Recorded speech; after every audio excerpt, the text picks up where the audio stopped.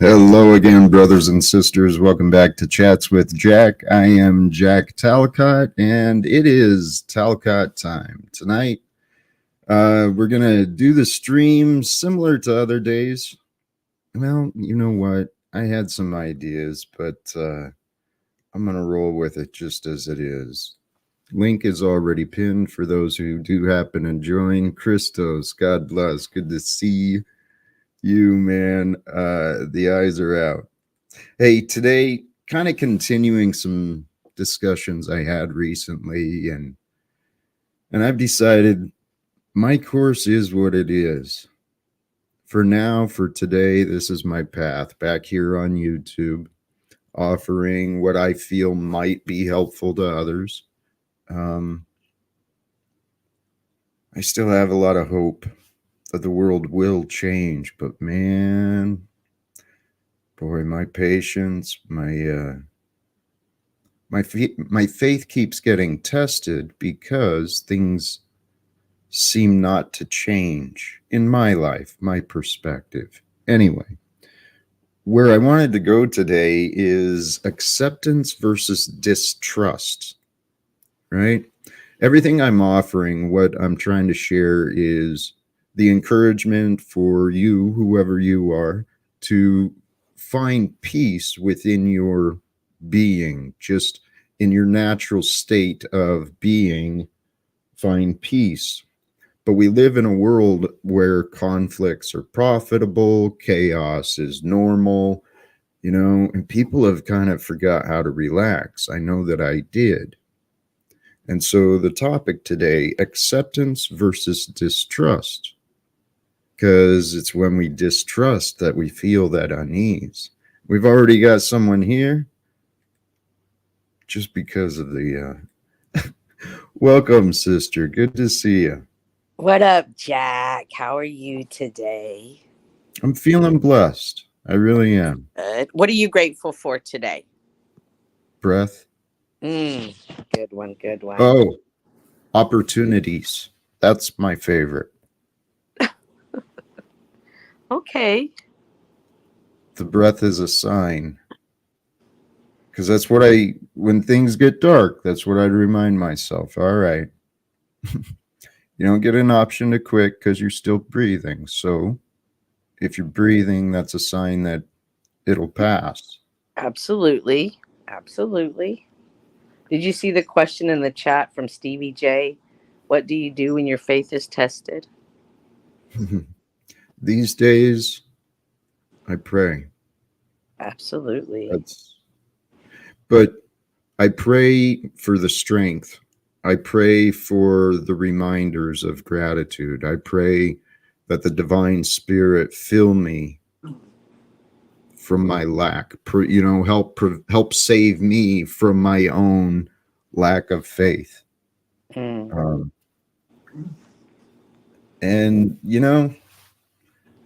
past couple days, the frustration, I was feeling it.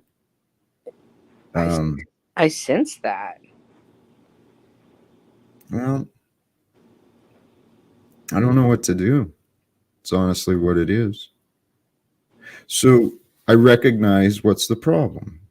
Well, the problem is people don't take me seriously. Those that do take me seriously, they imagine me dangerous. So I'm like, I don't know what to do. So I am consciously spending less time in this. And I'm trying to get back to more time in my own prayers and meditation. Because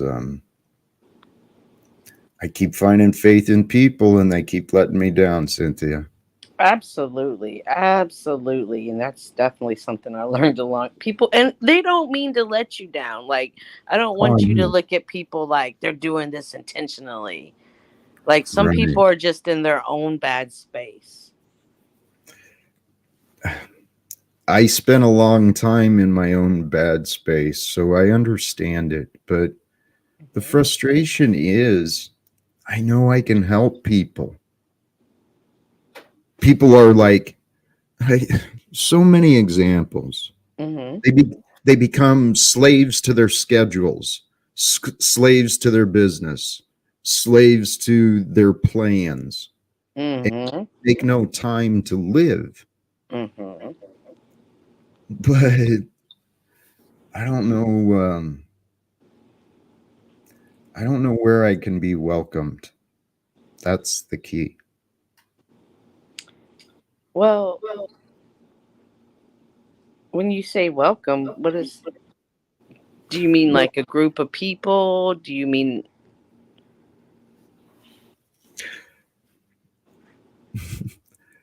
maybe it is hard to explain. Um, I kind of sometimes I feel, you know what? This platform, what is growing here and what viewers have offered to me, the encouragement and the messages, I feel welcomed here. But there was a time, um, when people used to want to spend time with me, where I was like, Paul, just leave me the fuck alone, right? Just leave me right? alone. But I don't know. I thought I know for a fact I have improved. I Mm-hmm. know for a fact I've improved since those days. But um, Cynthia, my faith is in God, but I'm only a man, so you can only stay in the darkness for so long. Um, I don't know. But here, let me get back on focus instead of in Yeah, the yeah. Get back on focus. I'm gonna go quiet. I need to walk my dogs. I just let's want to come up here and no, I'm gonna stay.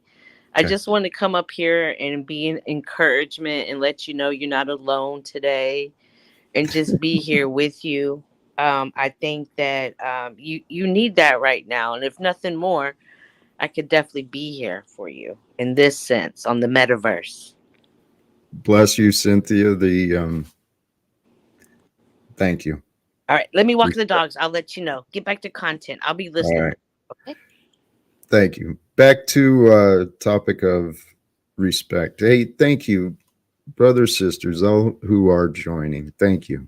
This life, man, this life we've been given, it can be kind of crazy, kind of nuts sometimes. Sometimes it is hard to figure out. Um, what I wanted to offer today, though, with the idea of acceptance versus distrust, acceptance is so important. Okay. If we don't accept the events, the information, if we don't accept what reality presents to us, we literally drive ourselves insane. I did that. Okay. And I was so insane, I convinced myself I couldn't go through a day without a drink. And I've said that story before, but my lack of acceptance created my inner conflict. Um, and it created a lack of trust, right? I walked around with insecurities. I think I hid them pretty well for the most part, but my anger sure came out. That wasn't well hidden. And before any imaginations run wild, I was not violent, okay? I got over the physical stuff a long time ago.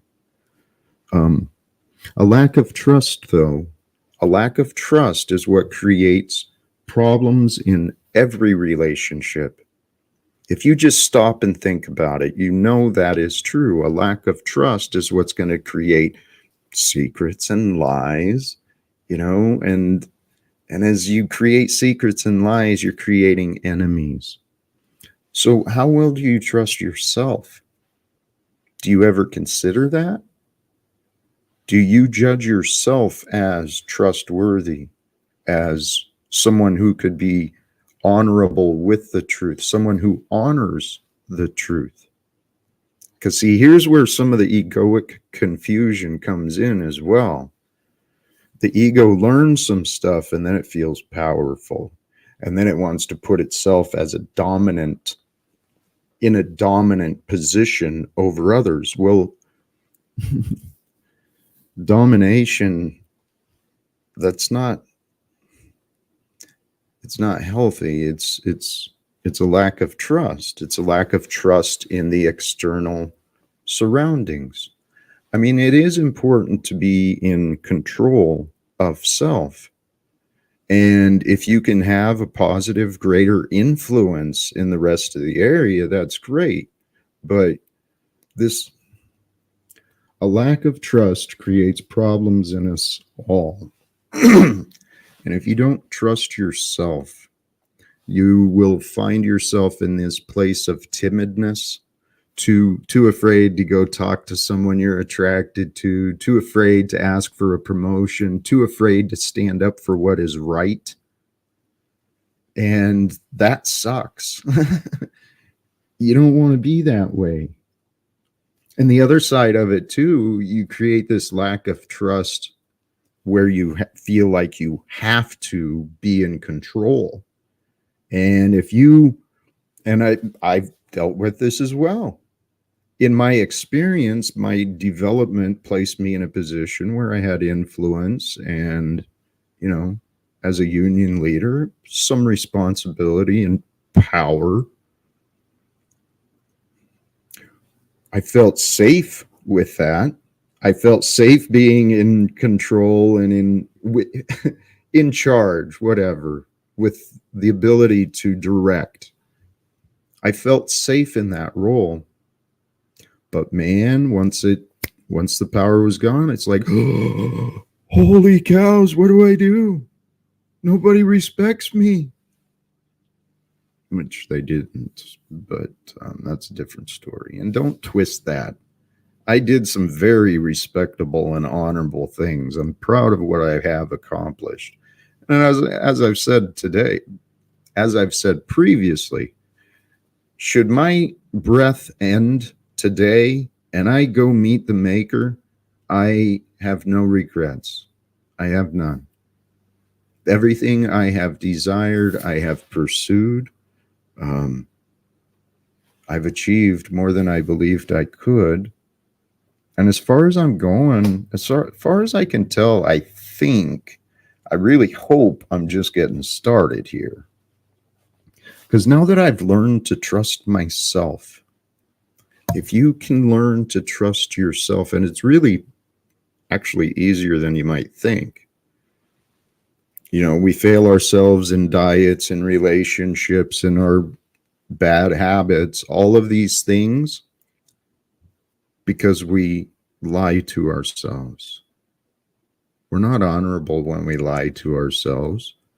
We're not honoring ourself, our true self, when we make excuses, when we blame others for our failures.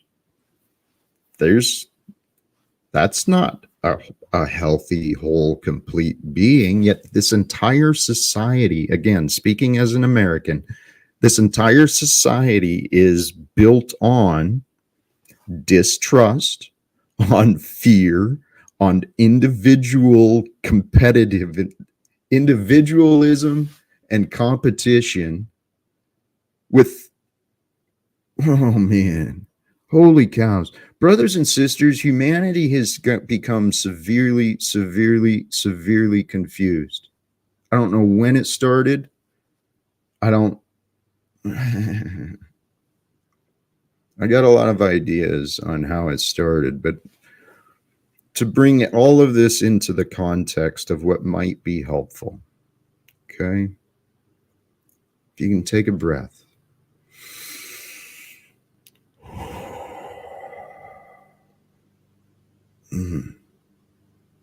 Can you feel the life that is within you? Can you feel that there is life running through you just from that chemical, electrical, whatever, that biological reaction of air? We are alive today.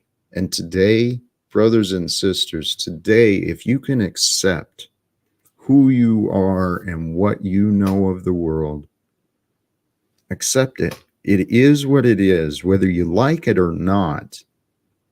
When we create this resistance to what is, when we don't accept reality for what it is, or we don't accept ourselves for who we really are, we are in denial. Okay? And denial is a state of delusion. It's not healthy. And individually, that can only be corrected from within. Each of us, each of us have to humble ourselves to the truth, right? Take that breath, that magical breath, compose ourselves, recognize, okay, all that was, all that is, and all that might be, I don't know yet. I hope this makes a little bit of sense. It does. I'm back. I just got back. I see fake Cynthia down there. Hello, Teo. Should I block that one? No, no. Okay. Um,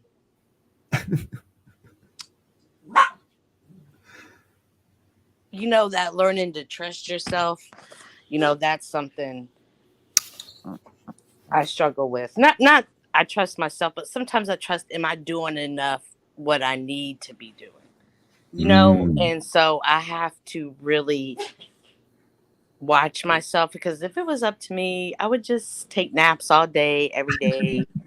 You know what I mean? And not just be cool with that. But that's not healthy, and that's not the way God wants us to live. He doesn't want us to live alone, and to be in a dark place. He wants us to be the light. So I definitely have to watch myself. Like today I'm off and I woke up at 4 o'clock.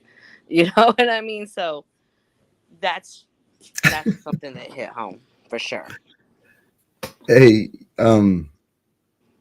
sorry, I glanced at the chat here a moment. You know, Cynthia, yes, we can easily succumb to the temptation, right? Just to relax, or we can succumb to temptation of, not good very easily. But,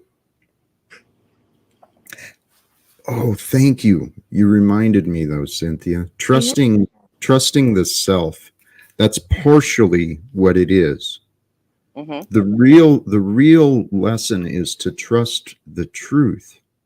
Okay, and so the truth is the information from outside. The truth is what we feel. And we've really got to learn our feelings, because the truth is, that's how we know the truth, is by how we feel. We get like a resonance within ourselves that gives a confirmation.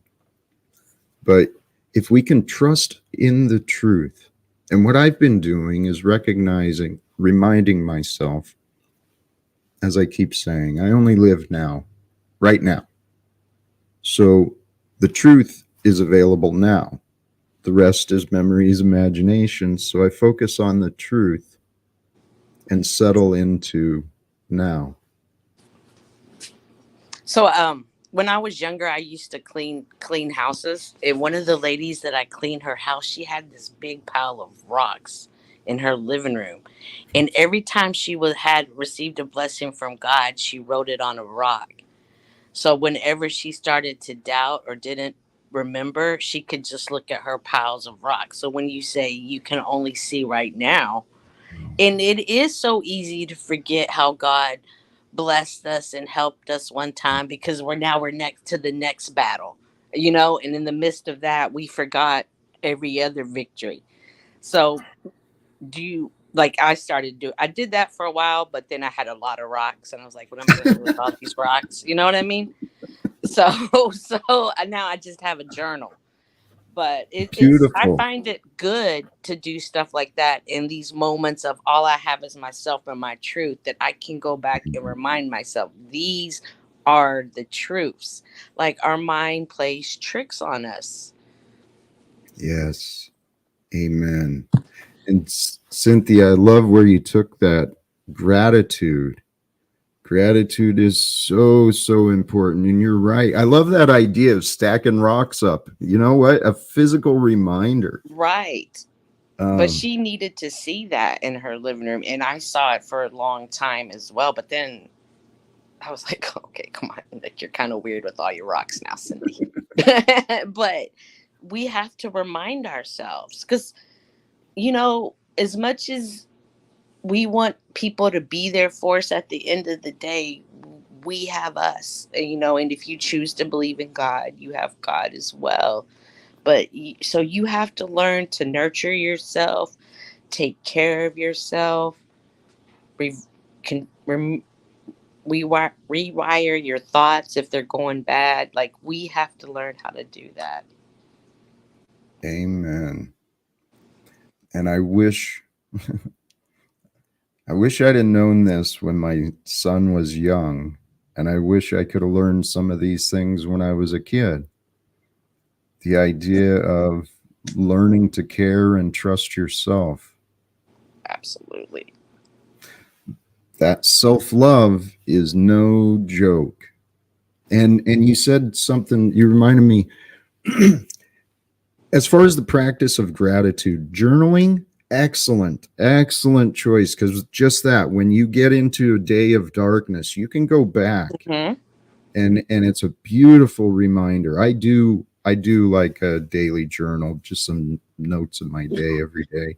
Nice. um, You're already there.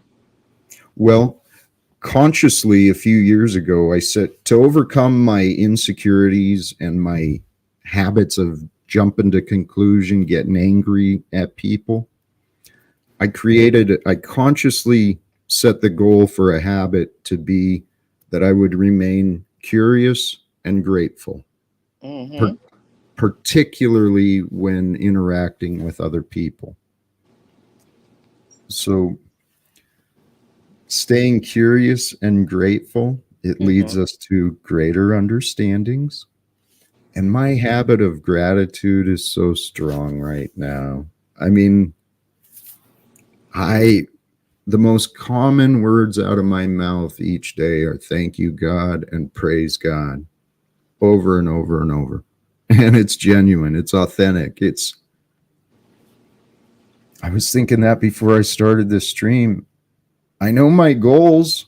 Hmm. My goals was to become a man more like the example. And I do. My mind, my heart, my soul, it is for God's pleasure and delight to use me as may be. And I love all of you, whoever you are. Okay, right on. Well, it's good to definitely be in that love moment, in that love state. Comes to acceptance. I believe our natural state of being, right?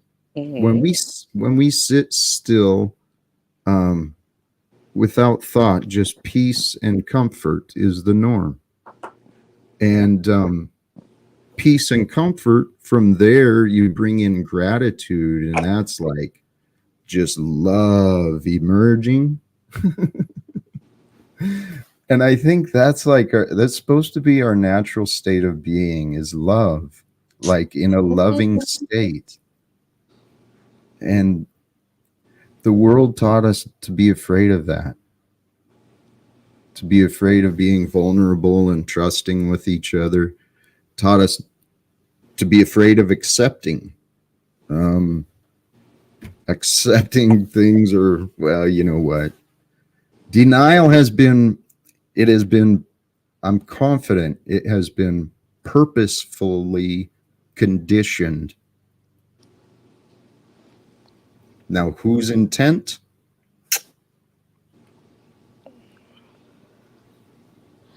Mm, Well, I I definitely feel like love doesn't live in everybody.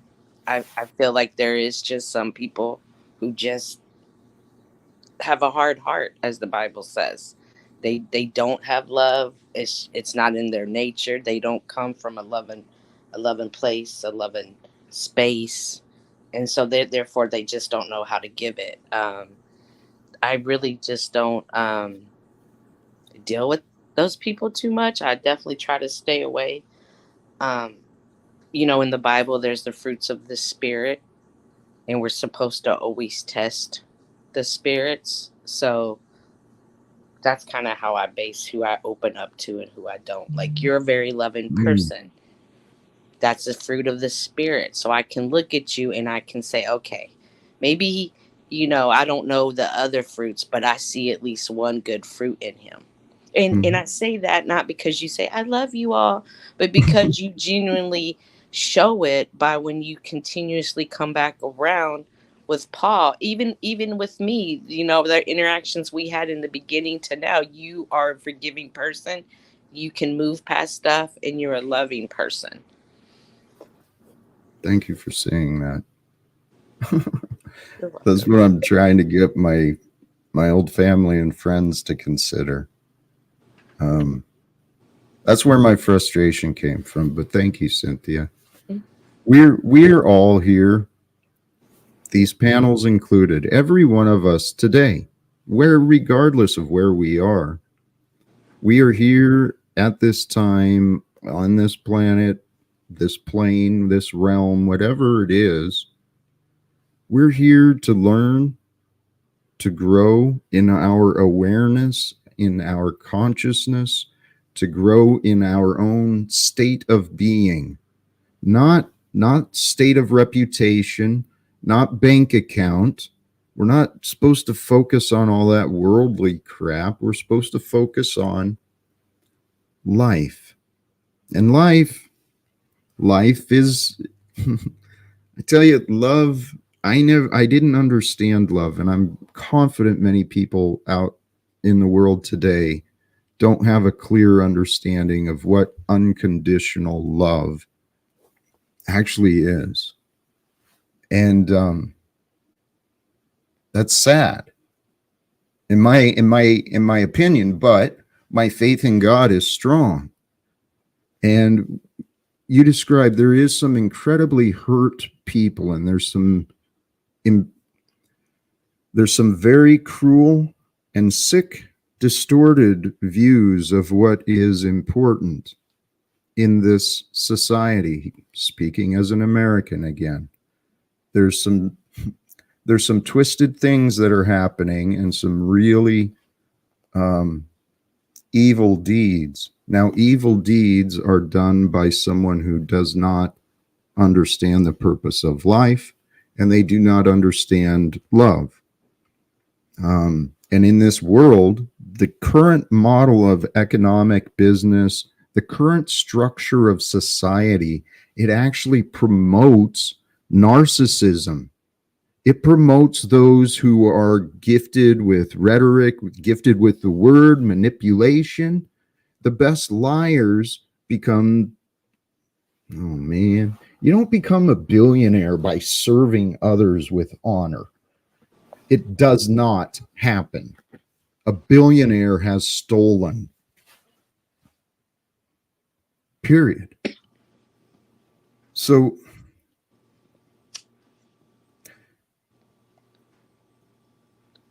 you know what? We're all on our own path. So, praise God. And if we can accept the world that we know, that we are living the life we are today, but today, what does today mean? Today gives us hope for the future.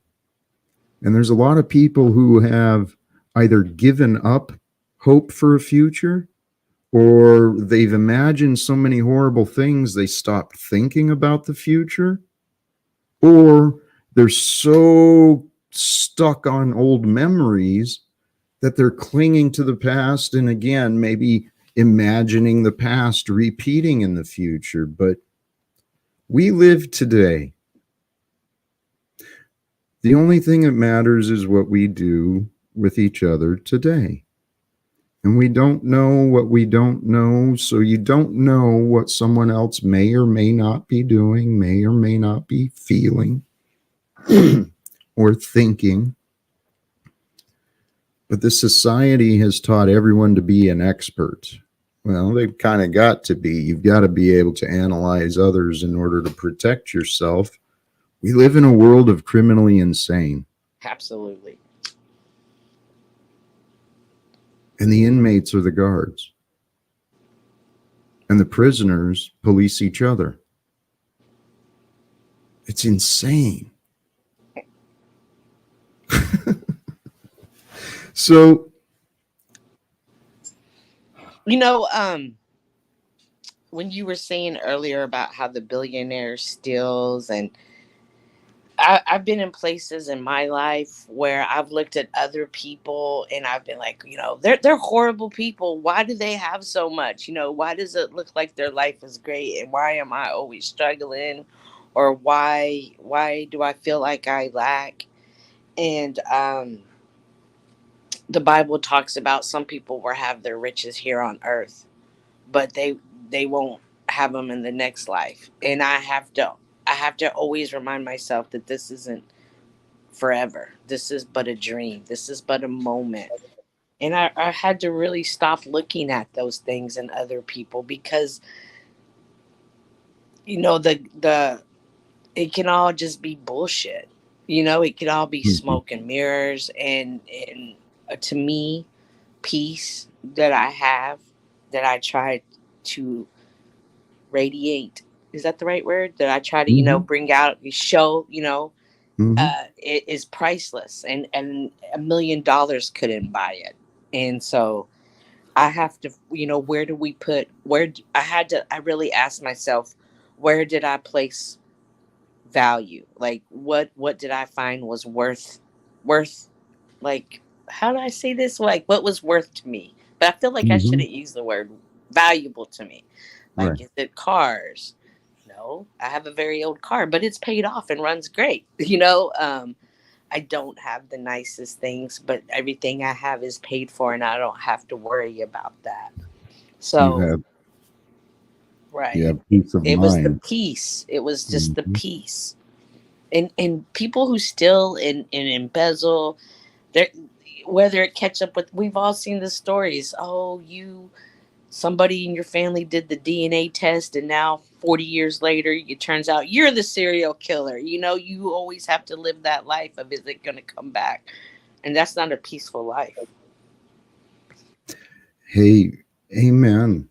That kind of brings us back to a point I wanted to remind. The way to a peaceful life is to do things you want to remember yourself doing. Because if you live with the choices of the future, a healthy, better, more greater future, if you make those choices throughout the day, then you won't have regrets as many. um, Doggone it. I detracted from what you just said, Cynthia. I'm trying to remember where you took us Take your or time. where you're at. Um, I don't know. Oh, live.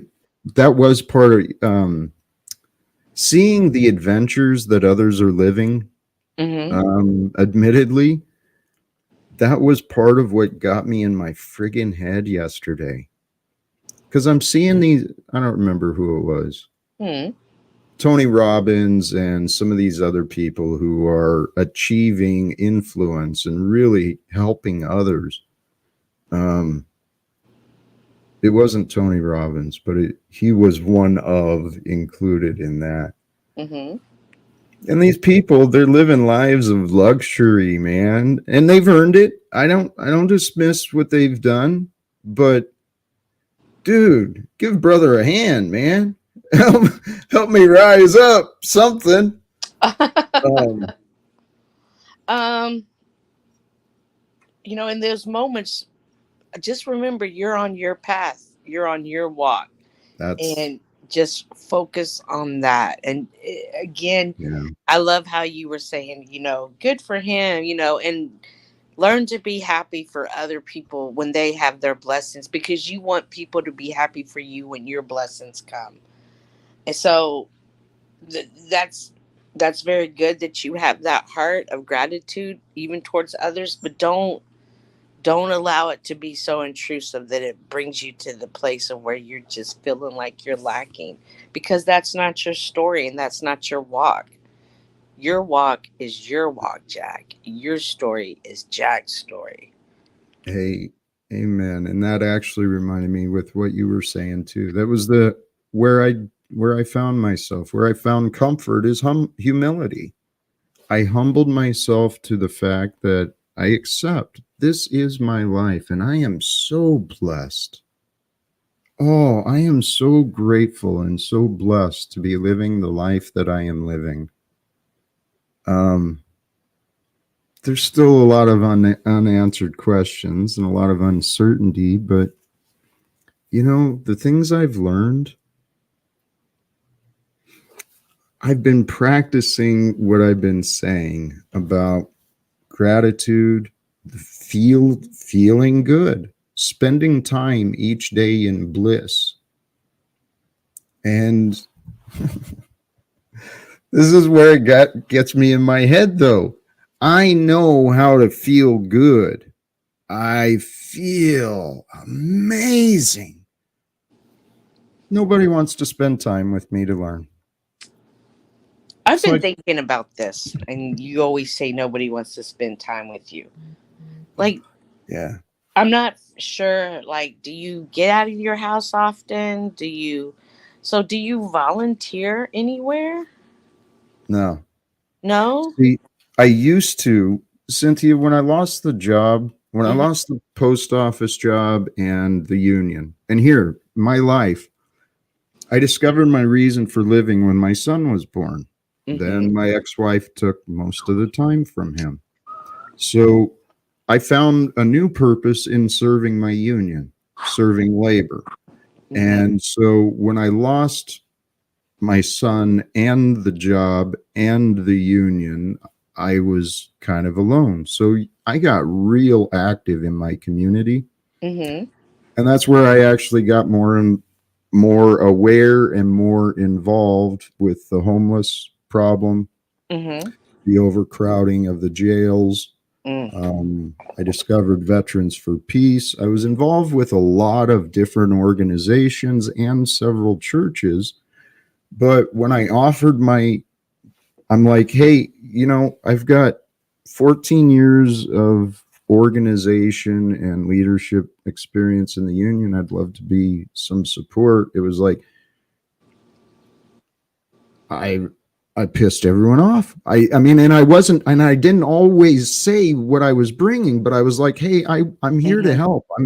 I got a lot of skills and I understand a lot of things. I'd like to be support. Can you go you want to sit at a table and pass out a flyer for 3 hours on a Sunday? No, no, I really don't want to do that. So when I made a choice a long time ago, even with my friends, I Hmm. would rather be alone than be with those who do not see, who don't welcome me, who don't care for my value. So Okay. it's been an interesting path, and I'm still trying to find out where I fit in, so to say. Okay. But Well, a couple of observations. I'm trying to be more like Rose. She was such a cool speaker. oh, A couple of observations is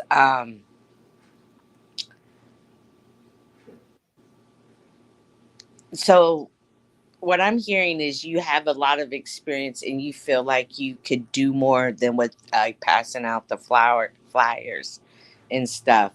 And so you kind of wanted to just go in and be a mover and shaker in whatever organization you chose to be.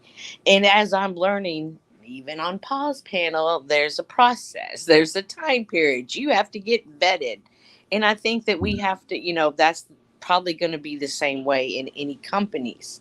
in any organization. They're not going to just let random people walk on the street, off the street, and, oh, sure, let me hand you the keys to everything we've worked hard for. You have to, do your But time. yeah, I'd never presented anything like that. I just asked to be allowed Right. in part of what is happening. But my path is what it is. This is what, I've given out the number on Paul's platform that for Oh, yeah, anyone who that's wants going to great. reach me, if anyone does believe they can receive value from my time and attention, please reach out. I'm here to serve the world, and I have nothing but time and desire on my hands. So, Well, that's good. Um,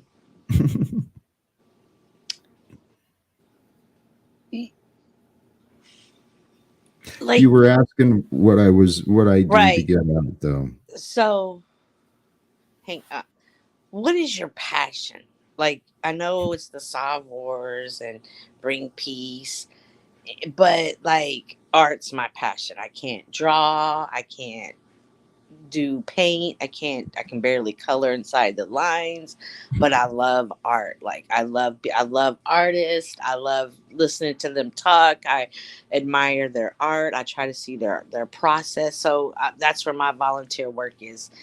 So I don't want it to be work. Like, I don't want to go there and think in my work mind. I want to just think in I want to create my creative space and just be open. So have you ever thought about volunteering in something that you have just genuinely fun? Like, there's a guy that loves trains, so he just puts on these amazing little train shows once a year. So that's just maybe, like, I don't want to see you in this state of feeling like nobody wants you around. No, here, please don't.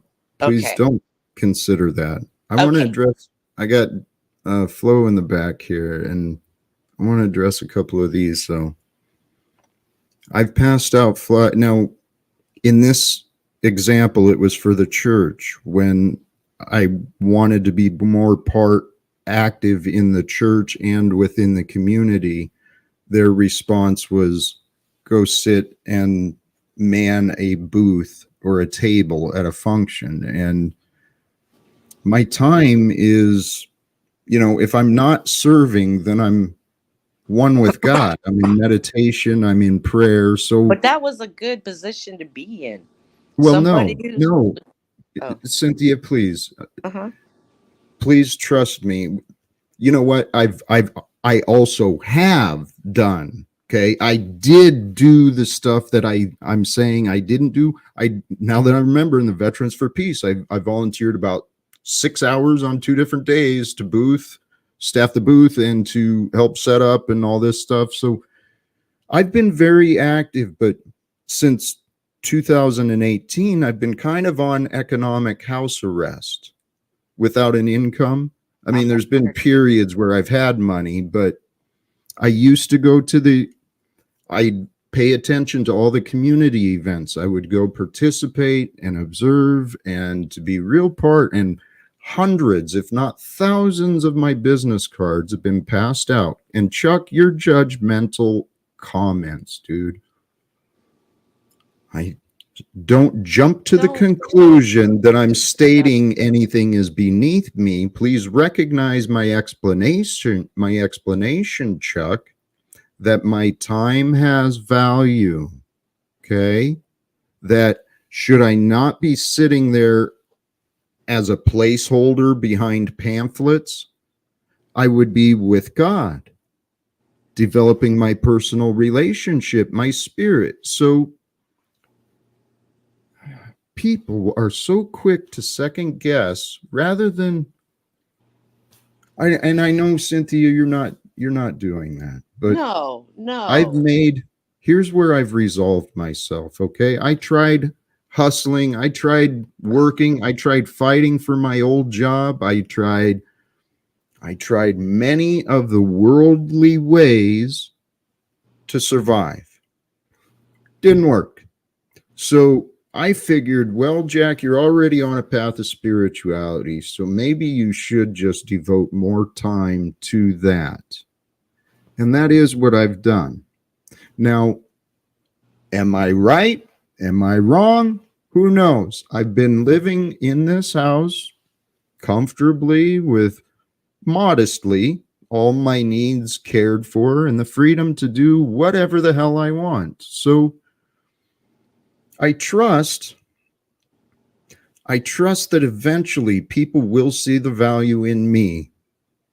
I don't have the results or anything like that to point to, but eventually I think people will see the value in me, and maybe they'll be willing to invest. And if people are willing to share some of that fiat currency in the purpose of investing, well, then maybe I can get the attention of someone who has talent in web development, in, maybe graphic design, some things that might help support actual growth.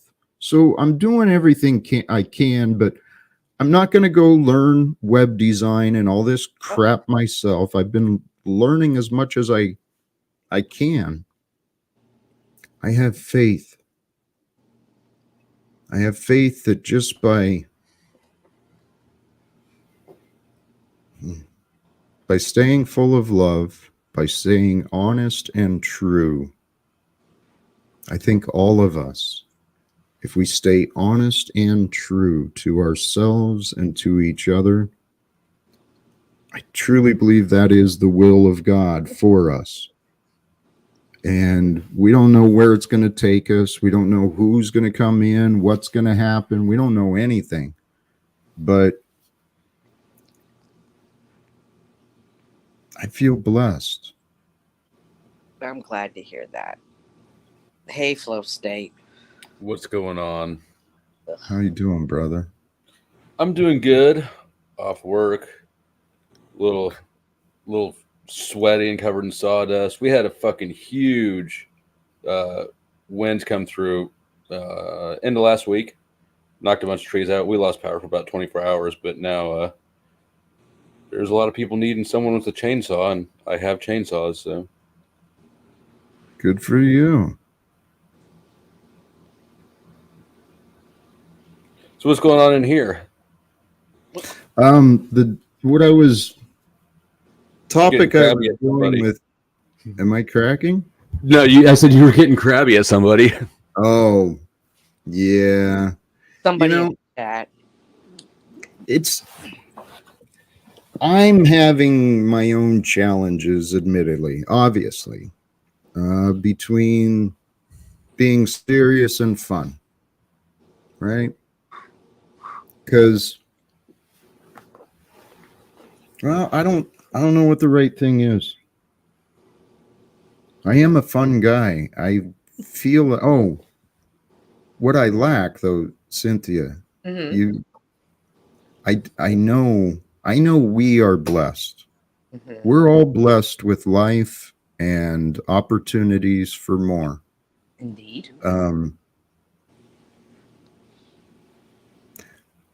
I have no confirmation. So if confirmation of what exactly? Of anything I say, it's like,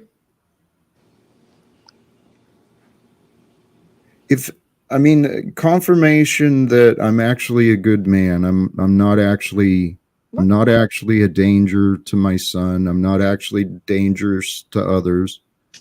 And that maybe God is love. There's a lot of things that I wish people would allow me to be right on, any one of them, but it's been a long time.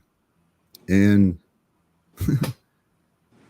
sorry, my head's getting into my other personal shit again.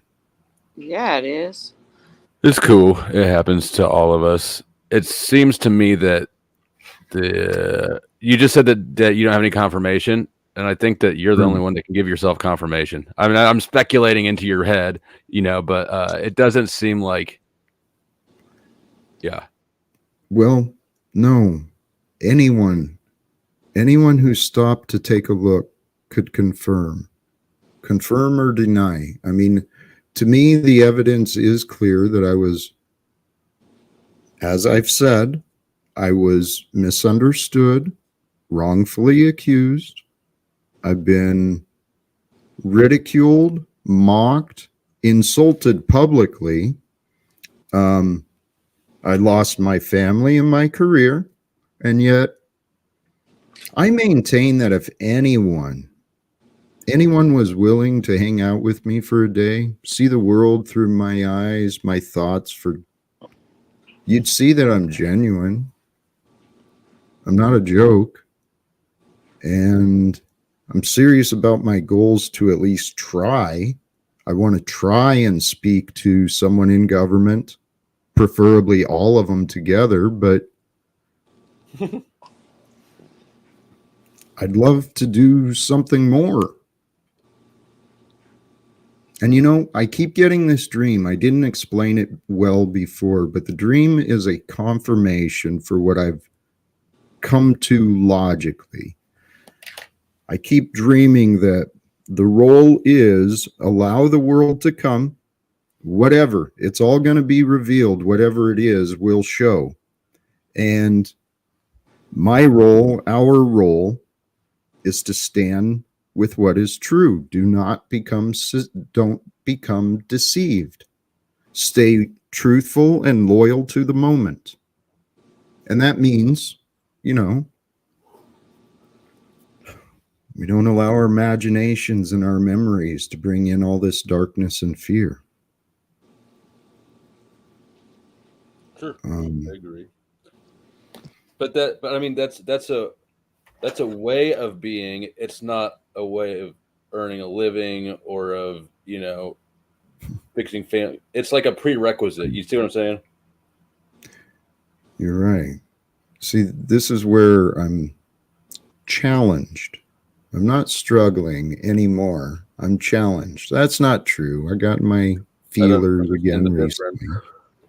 But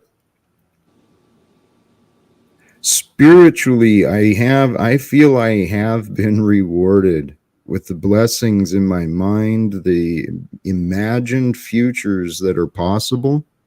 In the 3D world, I feel I've made some very wise investments. Not very wise, but I feel I've made some wise investments in securing the trademark, the domains. I've got tools and ideas for marketing and really doing something big and quick. But it seems, here's where I'm at. Until I see evidence that the world wants what I'm offering, I choose my time and energy. Well, what's the product that you're selling? Faith, hope, inner peace, health, those types of things. Freedom. Maybe being part of accomplishing something pretty miraculous, substantial. So where does one buy faith and freedom? They don't buy, they just receive it. I know where to point, and I don't charge. But I mean, that is a rhetorical question because you talk about marketing, but marketing is for selling a product. Right. And these aren't products for sale. Well, right here and now, I'm willing and freely sharing everything in the best ways I can. Should I actually put together some books, and what I hope to do is like some short video productions, some very simple techniques for people to gain clarity in their future, gain clarity in their present, and to let go of whatever's been dragging them down from the past. So I had the idea of either very inexpensive, making products available for donation, basically. It's very easy to set up and do. Well, you said that you used to work with the unions and whatnot. Have you ever thought about like creating a little worksheets or like a little, like in Sunday school, we have our Sunday school books and, just in marketing it that way, saying, for spiritual guidance, and then maybe have, a quote and then how to break kneecaps. Flow state, read the room, fool. And then how to, some questions you could ask that they fill out, and just kind of do videos on that. Kind of, am I making myself clear on what I'm saying? No, Okay. maybe so, Well, 'cause I'm a fool though. here Well, I okay, so have. like a program, like not a program, like you have worksheets. Hey guys, I'm doing a little 6 week, find your spirituality deeper course. I'm inviting Right. y'all to take it with me, and you specifically make upload short videos. Don't do lives because you get distracted, and then make sure to download the PDF file I have, and on there, have a quote, have some questions or some activities or exercises they can do, and kind of gauge that way. Okay, well, I noticed that people like this type of interaction in ways, and learn how to be a better spiritual coach. Does that make sense? Don't answer, Flow State. I Jack, think does that make sense? I think so. It's an idea for a product to market, and Right. along with this question, I wrote a book. I started authoring 3 different books. I've completed none, but part of the process. The first book was waking up from addiction, um, and the main book was about my life. But I realized I'd rather live a life that others will want to write about, and so I've stopped writing. I've been encouraged to write books, but regarding this sort of thing. But again, if I'm right or wrong, I do not know, but I've been going within and asking my spirit. I don't enjoy writing. I love speaking. Mm-hmm. So that's part of what led me down the path. Once I started overcoming my insecurities and feeling more confident in myself, I looked into, well, first life coaching, overcoming addiction, just being a peer counselor basically, and helping others improve their life. You don't have to be like Tony Robbins. You just got to be able to help someone else out. And I could do that. But then, If Tony Robbins can do it, he's an ugly motherfucker. Well, amen. But then I started looking into, okay, coaching, I can only help one person at a time. And again, the reason I was looking at coaching was because I figured if more of us are inspired to create a better world, we will. So I wanted to get into this just to help others feel better about their life, and maybe get more people involved in getting off their ass and creating a better world. But then I realized coaching, it's one at a time. You got to market. The best way to market would be public speaking. Dude, you can make some money if you're a good public speaker. You get on a rack. That's where I wanted to go. So I started pursuing, I ventured into high schools. I tried universities. I wanted to get the youth, get the college age kids. That didn't work. I tried reaching out to a few businesses because with my experience as a union guy, I figured especially in a business that had a labor representation, I knew that I could walk in, evaluate the workplace, identify the problems, and give them solutions to make a better place for everyone to work. So I could do a lot of things, and I have pursued a lot of different things. I'm at the point where, it was, well, before the home thing, when the home was scheduled for auction, I had no money to feed myself. It was like, yeah, I'm at a point of surrender. So we don't get to give up. But Cynthia, back to what you were saying earlier too about not doing the comparison and keeping gratitude and presence in our own life. I trust God has us perfectly where we're supposed to be, knowing exactly what we need to know, and just We are being prepared and have been preparing for whatever is still to come. Indeed. It just makes sense. When I brought God into the picture, sorry to keep going. No, you're fine. When I brought God into the picture, trying to understand the world and myself, started making more sense. Indeed. And the key is to realize, holy cow, is this thought just coming in, settling in? We are the image of God, the Creator. We are no thing. The truest part of ourself is not a thing. It is an experience. It is the awareness of the experience. So we are no thing, and yet there is no separation from anything.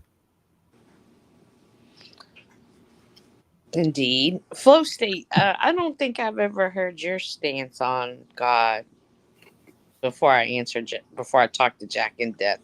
What's your stance on God? Faith, church, sort of agnostic-y, esoteric. I don't know. I don't believe that we have the capacity to understand something like God, and I think that the traditional definitions of God is it's not up to snuff. I think that for us to understand God would be like an ant understanding us, right? So I actually agree with this. I think that there's something there.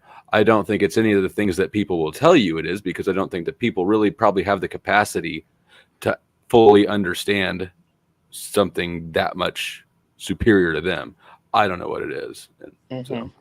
Okay. Well, that's something that I can work with, so I'm going to definitely take that as a good thing.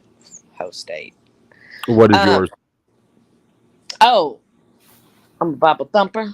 I'm a Southern Christian. Oh, Lord. Baptist. I go to Bible study. I go to Sunday school. I go Bless to your heart. Like, that's probably the core of my life. That is the huge part of me and my essence. I'm not by any means am I perfect. You said you're Southern Baptist?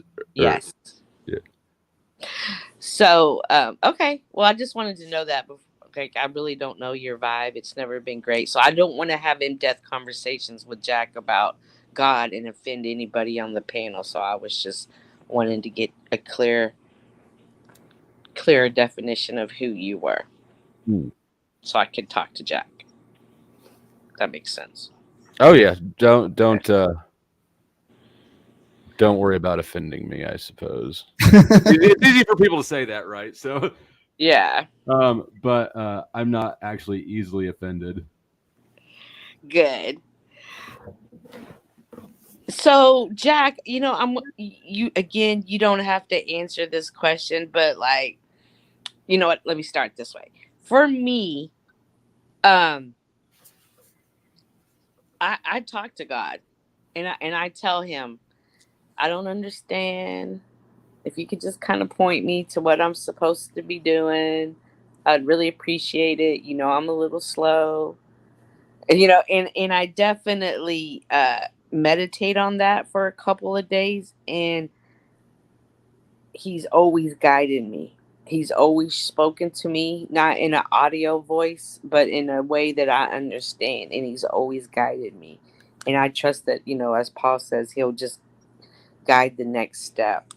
So I hope you have that same type of relationship and you seek his guidance and trust that he's going to answer you. Sometimes when I've been in horrible situations that I didn't even know how I was going to make it out, at the last moment, God always came and got me out of it. And I was always like, why? Why do you have to make me go through all of this? Why can't you just give it to me? And somebody said, because you need to know it's God and not you and not anybody else. You have to be at that very desperate state to get that answered because you talk to God so much and you need to know it's him. Like, I hate to see you in the state that you're in as a man. I kind of think, of just I wish somebody go to dinner with me. I wish somebody would, acknowledge me. I hate to see anybody like that in that type of state, especially a man of God. But at the end of the day, flow's right. Only you can kind of get yourself out of this. You need to, as much as you do your gratitude, you need to put a plan to write down to action.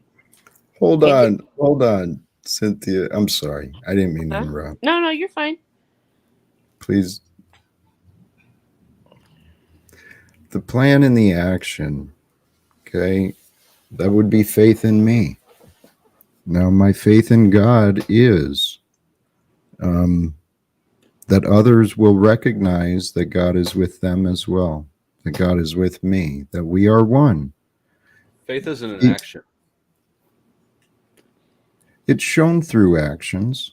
It's shown through actions. It might be a component of actions or of the decision and how to act, but faith in and of itself isn't an action. I'm going to consider this later. Okay. I'm going to meditate on that. Flow state's actually kind of right, because faith without works is dead. Okay. Yes. So here's where the dilemma I face, my reality. I've done a lot of efforts. Okay. I'm actually proud of the efforts I've made because, as I've said, this is a hell of a story that I am living.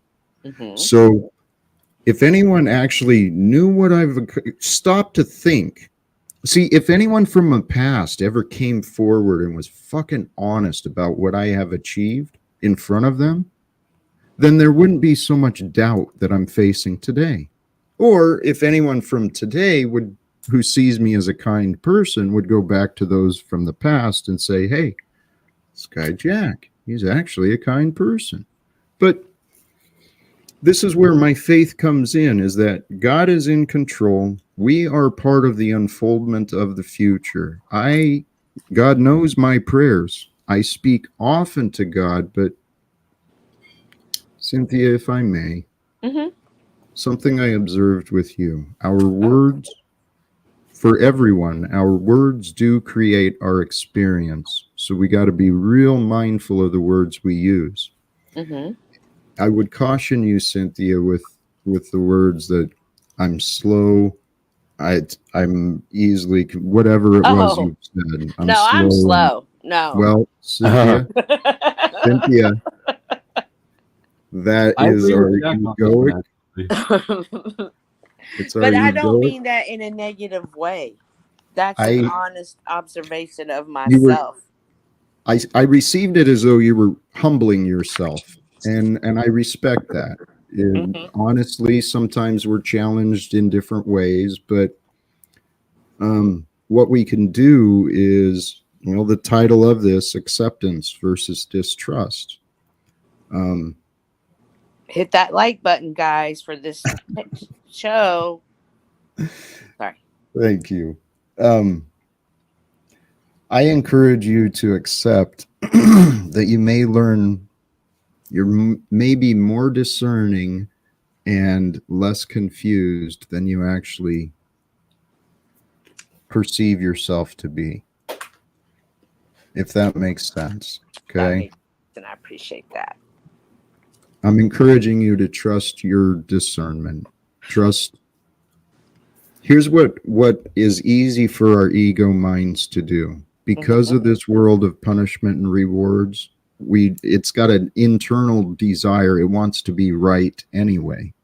So what we can do is we can hold ourselves back, learning and learning and learning and learning without stopping to think, stopping to consider, okay, what information is relevant to me, to this, without receiving the knowledge. Holy cows. What? My friend Margo just came to mind, for those who remember her. An example of a well-educated woman who successfully attended classes and remembered what she was told. But For someone who studied psychology, my experience shows me that she did not pay close attention. To what? To her classes? Mm-hmm. Why? She's delusional. Disassociated from reality. She's, dude, but she's normal, quote unquote, normal. Hey, She might have paid too much attention. could be, but you know what? Back to what we were talking about: acceptance of our role, acceptance of our place, and I'm not evading what you said, Cynthia, about here. Actually, this is a great opportunity. I don't know what else to do. I pray to God every day. I have faith that eventually the solutions will arise, or that my son will show up, or that the phone will ring, or that someone will, one of these opportunities I've been waiting for, I trust that eventually one of the doors will open. Someone will finally have time for me. Someone will. Okay. So I'm going to say something to you, Jack. Uh-oh. Please. And I want you to understand. Shut up.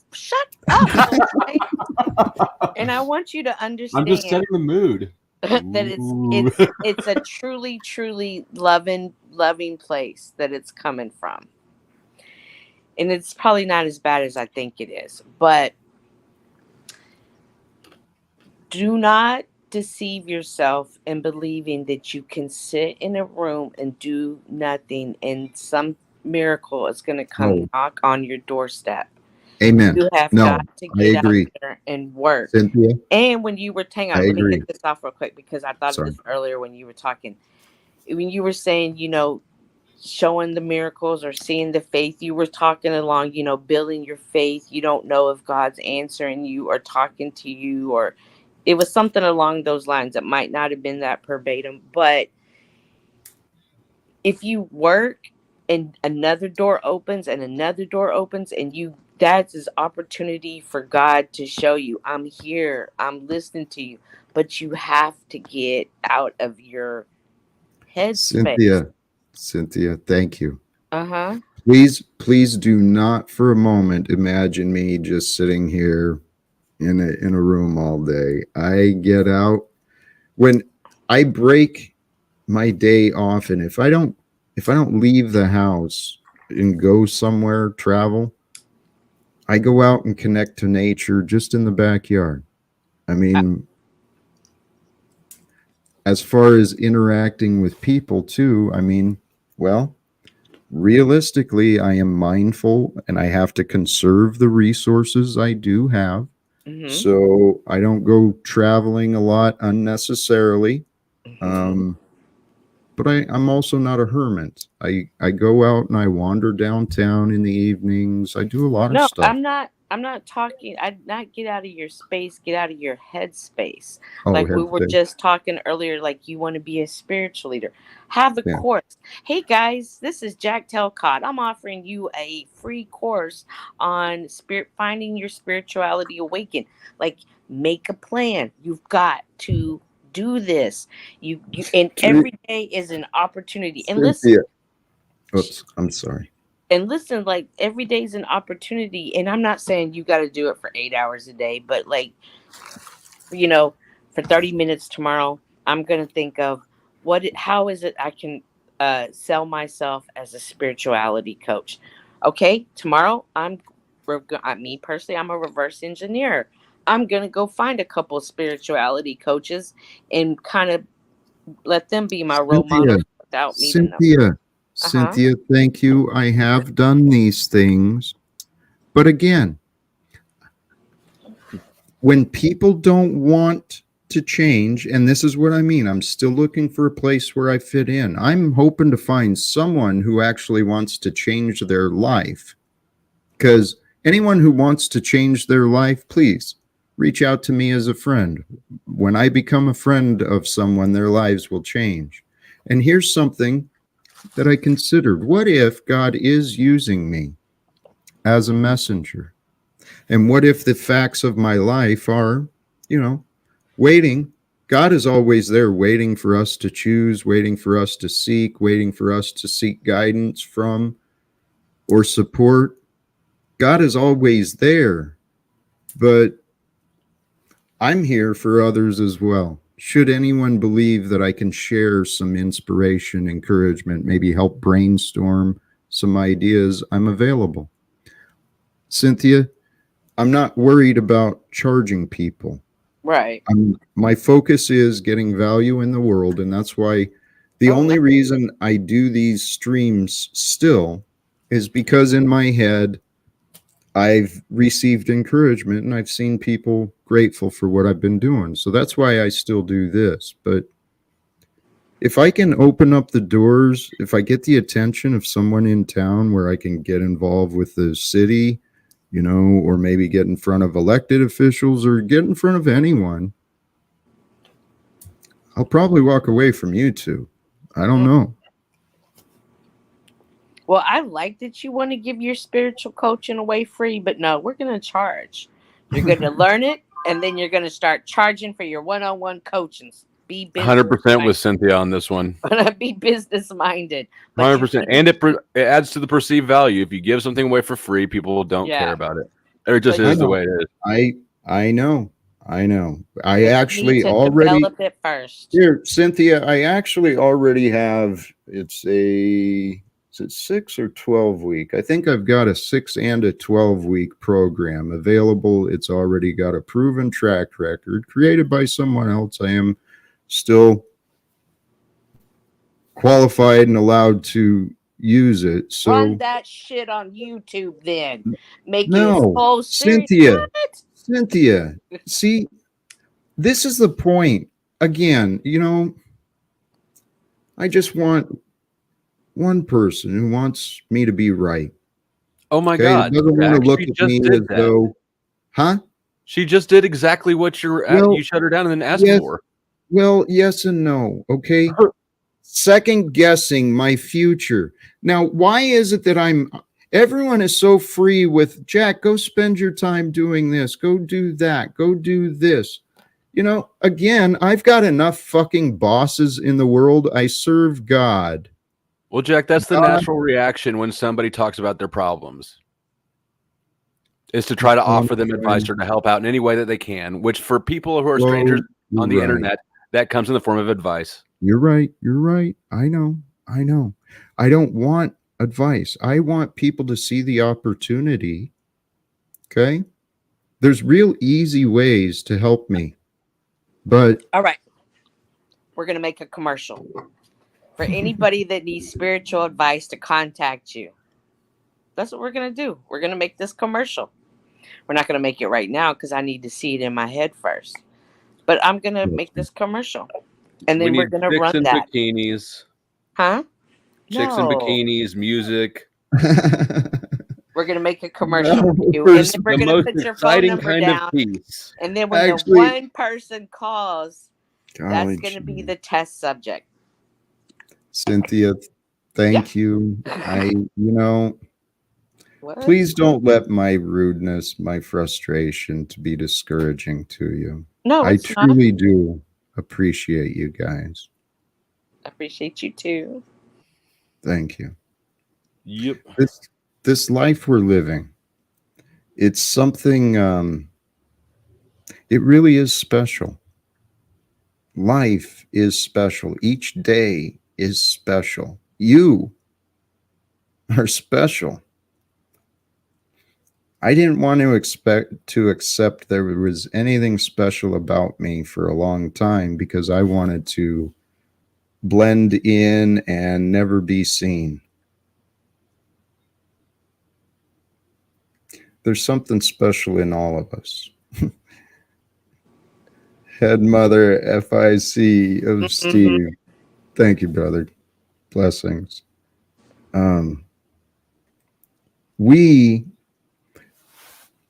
We're living at a special time. That makes us special right there. because this is the time of history. It's a pinnacle. There is some things changing and happening in this world that are not good.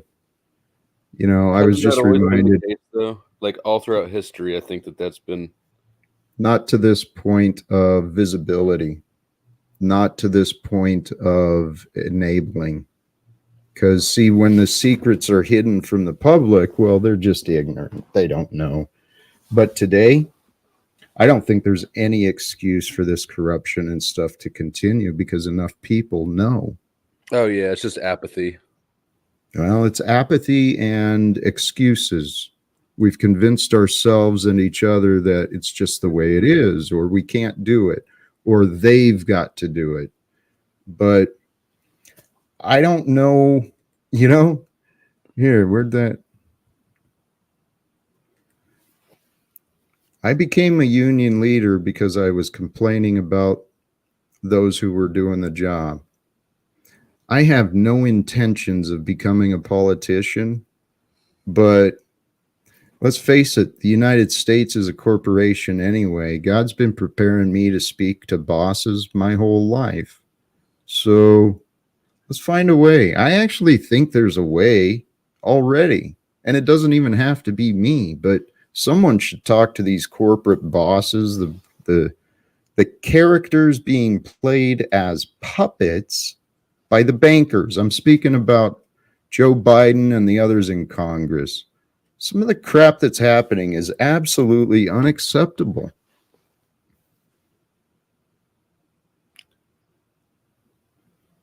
Yes. But collectively we're in so deep that like we have lost our capacity to have, we don't run the government, right? Like we've given up that through our own laziness, I guess. I think the only way to undo that is for people to start being more autonomous. The less things you need to rely on, you know, whatever the government, these institutions for, the less power you give straight to them. That's part of it. Absolutely. I was reminded, I watched a great documentary earlier today.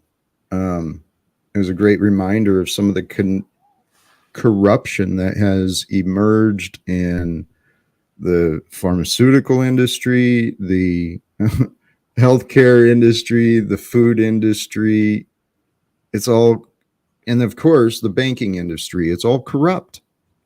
And it is fascism when corporate and state power together against the people become the prisoners. And guess what?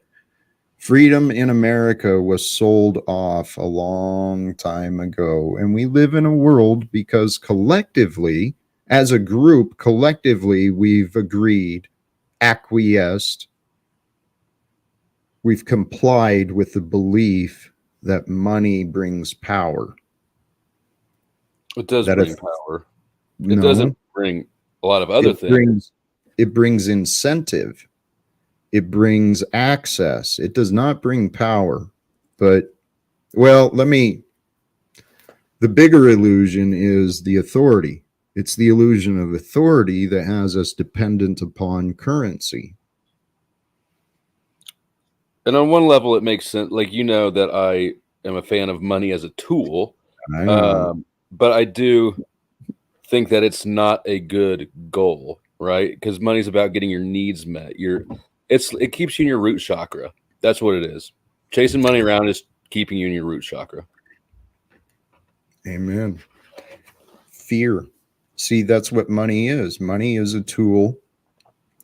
It is a tool. It's a symbol of power because with it, with enough money, you're above the rules. You are actually free. You have access to your desires. You have free travel as long as you have money. If you don't have money, then you don't have the cooperation of attorneys and judges and politicians as much. But when we symbolize money as power within our mind, if we don't have it, well, then we feel powerless. I mean, I And if still disagree. I think it is power for sure. It's the closest tangible thing to power is money, but it's not fulfillment. It's not happiness. It's not success. I totally disagree. You're confused, brother. Because what is powerful is knowledge. Well, yeah, that is powerful, but the most straightforward way to gain power in a situation is to be able to throw cash at it. Only in the world of the corrupted. No, just in regular everyday life. If my car breaks down, Right. I can throw cash at the problem and people will be there in a jiffy to solve it. That's not a corrupt thing. That just is, it's a base need. We live in a world of corrupted. In a moral world, it is corrupt. Because people withhold the services if you don't have that fiat currency. Because people take advantage of kindness. People have been brainwashed into believing that money is the answer. It's not. Have you heard of the invisible hand of the economy?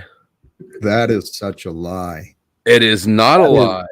It most certainly is. That invisible hand it's the hand of God is what it is, but the hand is manipulated in this realm. We are toys in the devil's playground. Temptation is what leads man individually and collectively into destruction. Money, in all of its glory and worship, has been temptation, the temptation that has convinced slavery to be accepted, wars to be profitable. This is insanity, man. Money has not done it. Money is just a tool. It just facilitates exchange. Right. Power. We don't need it. Power is what has. Money's just the visible tool for facilitating that. But before dollars, before gold coins, people were trying to coerce and gain over others. It's competition. It's so deeply embedded in nature that to think that humans will ever get above it is, you have to believe in God to have that belief at all. Right. Because there's nothing in the world that we can point to and say, this is where something has elevated itself above competition. Flo, I've elevated myself above competition. I've risen above the worship of money and the fears of the world. I don't allow those in my experience, really. So we are here as children of God to outgrow the childish patterns of succumbing to temptations. I mean, the Bible really does make sense when you stop and just think about the wisdom of the truth as it's laid out. It makes a lot of sense. The truth is that if you had $20 million, you would be much more able to get your message out. It would help facilitate what you're trying to do. Right, but why? It would incentivize cooperation with other human beings. But here, this is what I don't understand. If anyone would see the objective, see the future, see what could happen if we raise up the messages, people would help. I mean, if I came across someone who was trying to end wars and, bring some sanity into the world, and I had the talents that would help support it, I'd give up a few hours of my time, wouldn't charge. But that's not been my experience. I have not met another person like me, even though I claim we're all the same.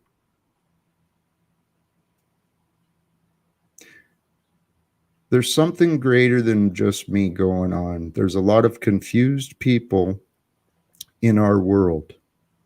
My life gave me the opportunity to study people, and studying the people in my own experience, my own relationships. That's what showed me how insane everyone is.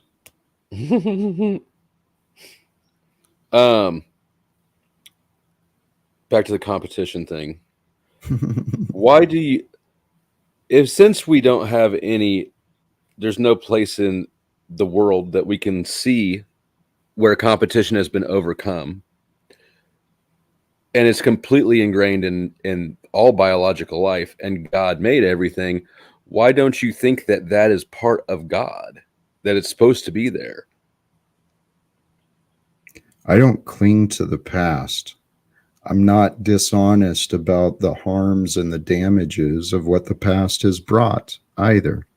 So just because the past was one way, and again, you ask the why. Why do I think it's different? Once again, this is a unique time. This is what I believe was foretold as far as the separation. So it's real. I think it's time for people to start waking the hell up. We stop making excuses and we start working towards the future we want. What is currently going on and the direction of the agendas is unacceptable to me. So why is it even a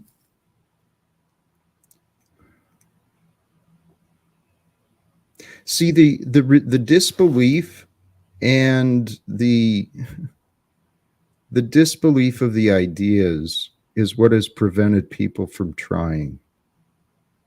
It's simple as that, in my own life and in others. I'm not asking for anyone to go with me to DC. I'm just saying, hey, if you know someone who might be willing to help, send them my way or share my number. I don't know anyone in DC, but I'm just trying to understand and refine, I suppose, the understanding of what is and what is God and what is not. You know, like where does God begin and end? And I think that's part of my issue with religion is, well, as all mainstream religions, is that they take half of creation and attribute it to God, the half that they like. And that seems intellectually dishonest to me. What are you talking about? Half of creation? What does this mean? God made everything, correct? Yes. Mm-hmm. The good and the bad. Absolutely. Pain and pleasure, light and dark, Satan, if you believe in that. So by trying to remove part of life, part of the world or experience from our experience, it seems like it's borderline. I mean, like it's a rejection of God on a level, if that makes sense. I feel guided to serve God by trying to resolve some of the lack of faith, the lack of gratitude. My goal is honestly the end result. I'm trying to bring humility to mankind. And my observation wasn't at you or it wasn't at anybody. It was just sort of the general idea. Here's where I'm at. I believe, just as you said, our one creator created all that is. This one experience, all of our experience is coming from the same source. And it creates the light and the dark. And in the end, what does it matter? All that matters is what we think, what we say, and what we do. And those are going to come with how we feel. And the Trinity. So flow state's actually kind of right again. What? Does talk about that there are going to be, like, not everybody's going to believe in him, that there's always going to be this type of free will and people are going to choose not God. So what others I love do, that you want to stop it all. I understand that that's not even a possibility ever, no matter if everybody in the, like, that's just not a possibility. So says who? God says, According the Bible to, says, like, it's already written. Well, you're gambling that your interpretation and what you have learned is the accurate end all. Now, I don't I'm not foolish or ignorant enough to claim that I know the future. All I know is today. Now, Right. whether this can succeed or not will be up to God. The only thing I'm wondering is, God, when are you going to bring someone who wants to help me try? Because it's my belief, if my interpretations of the Bible are accurate, then those who have learned of Jesus, Yeshua, the story, those who believe in the crucifixion, the resurrection, the sacrifice, and the renewal of the covenants and all of that, if you can believe in the unbelievable, you can believe that the unbelievable is with you. And if we, those of us who learned of Jesus, believe of the God, the creator that he spoke of, when the brothers and sisters of Christ, the children of God, come together as brothers and sisters, becoming the body of Christ, raising the church, right? Raising the truth and the love of that which is the praise of our creator. If we carry that message around the world, giving hope to people because wars and debts are finally being confronted, I actually think this is prophetic. It would be the return of the Christed energy, where truth, God's truth, the reality of that which is truth, reigns supreme, not money and not authority. I think, if I'm real, God is real. And if God is real, God is with us. And if God is with us, truth is on our side. These government and economic structures are criminal. They've got everyone confused, killing each other, putting each other in jails and prisons because everyone's angry. Everyone's afraid. That's exactly how it was in biblical times. Like, it's never changed. That's what I realized. The same rules that murdered Jesus, the police state that existed for profits, for protecting the wealth, that's what murdered Jesus, and we've got it today. The police state and the police state protecting the bankers' lies is still active and strong. So my question is, when are we going to learn? I've learned, and I haven't given up. I did give up. I gave up a long time ago when I was 15 years old. I gave up on this world. And I tried to escape it. Then I tried to fit in. Then I tried to survive. Now I want to change it.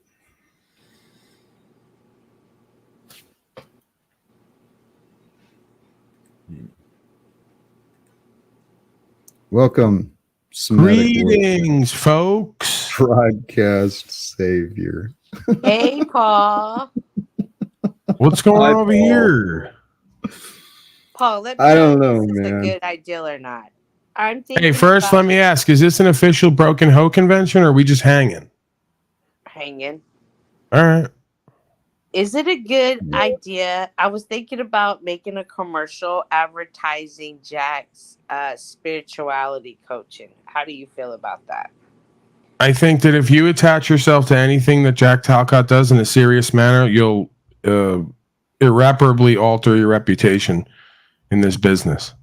Oh. So I would stick to just kind of doing what I do and then waiting to see how that pans out. Because Jack says something big's happening and God's working with him, and I want to trust that. So I go, if God's working with him and something big's happening, we're bound to see the results anytime now. Once I see that, I'm hopping right on the train with him. Yeah, it's a good using relationship. I mean, you taught me that. Yeah, you might be right. You were accurate. It will irreparably alter by joining with me, because I do plan on making history somehow. I think you already have with that whole naked at the kiddie pool thing. Yeah, there's And been the a number. U-Haul and the Phil episode and Jordan Peterson and come on. I know. And this is just getting started, dude. Imagine what's going to happen when people start paying attention to me. Then what? Oh, God bless. Margo, please hit the link. I was talking about you earlier. Well, you were trashing on Margo again because she's got an itch in her granny panties? Well, I was pointing out my observations. She's a wonderful example of today's society who successfully attended a classroom and was able to regurgitate the required doctrine in order to receive a certificate. She learned a lot, I'm sure, but I'm pretty confident she didn't understand what she was learning. What was her school in? Claims to have studied psychology, but she's quite detached from reality. Is it possible that you're more detached from reality than she is? Are you open to that possibility? I have been seeking a witness to observe and help determine. I think I was that person. I keep swearing that God brought us together. And I keep saying maybe for different reasons than what you would have liked. And I keep thinking that it's because I may be a person who can get through to you, that there's a bit of I want to be careful with my words, Jack. That shows how much I care about you. I don't want to insult you. And I know that this is a triggering subject at times. But Well, there is a depersonalization is what I've characterized it as. You know, I practice detachment, and I think that it works for me. But the depersonalization, where we lose a bit of ourself in some event and don't get back to a place of functionality completely, is what I'm seeing. Right. So I want to work with you on altering the perspective, if you see value in it, to get into an alignment space where you achieve the results that are destined for you. I want to come back to this. Oh, no. Oh. Hey there, Jackie. What is this? You know who that is. No, who? Is it Tommy? No. How you doing, Jackie? I'm feeling blessed. You are another one. You're obviously here for a reason. And I'm here to ask you a question, Jackie. Yeah. How long's it been since you talked to your son, Jackie? What? It's been longer than I care. August of 21, I think I had about 5 minutes with him. Oh, Margo, that's too bad. why is it you ask? Because I can relate, Jackie. In which way? Because I had a son once, and we gave him up for adoption. He got adopted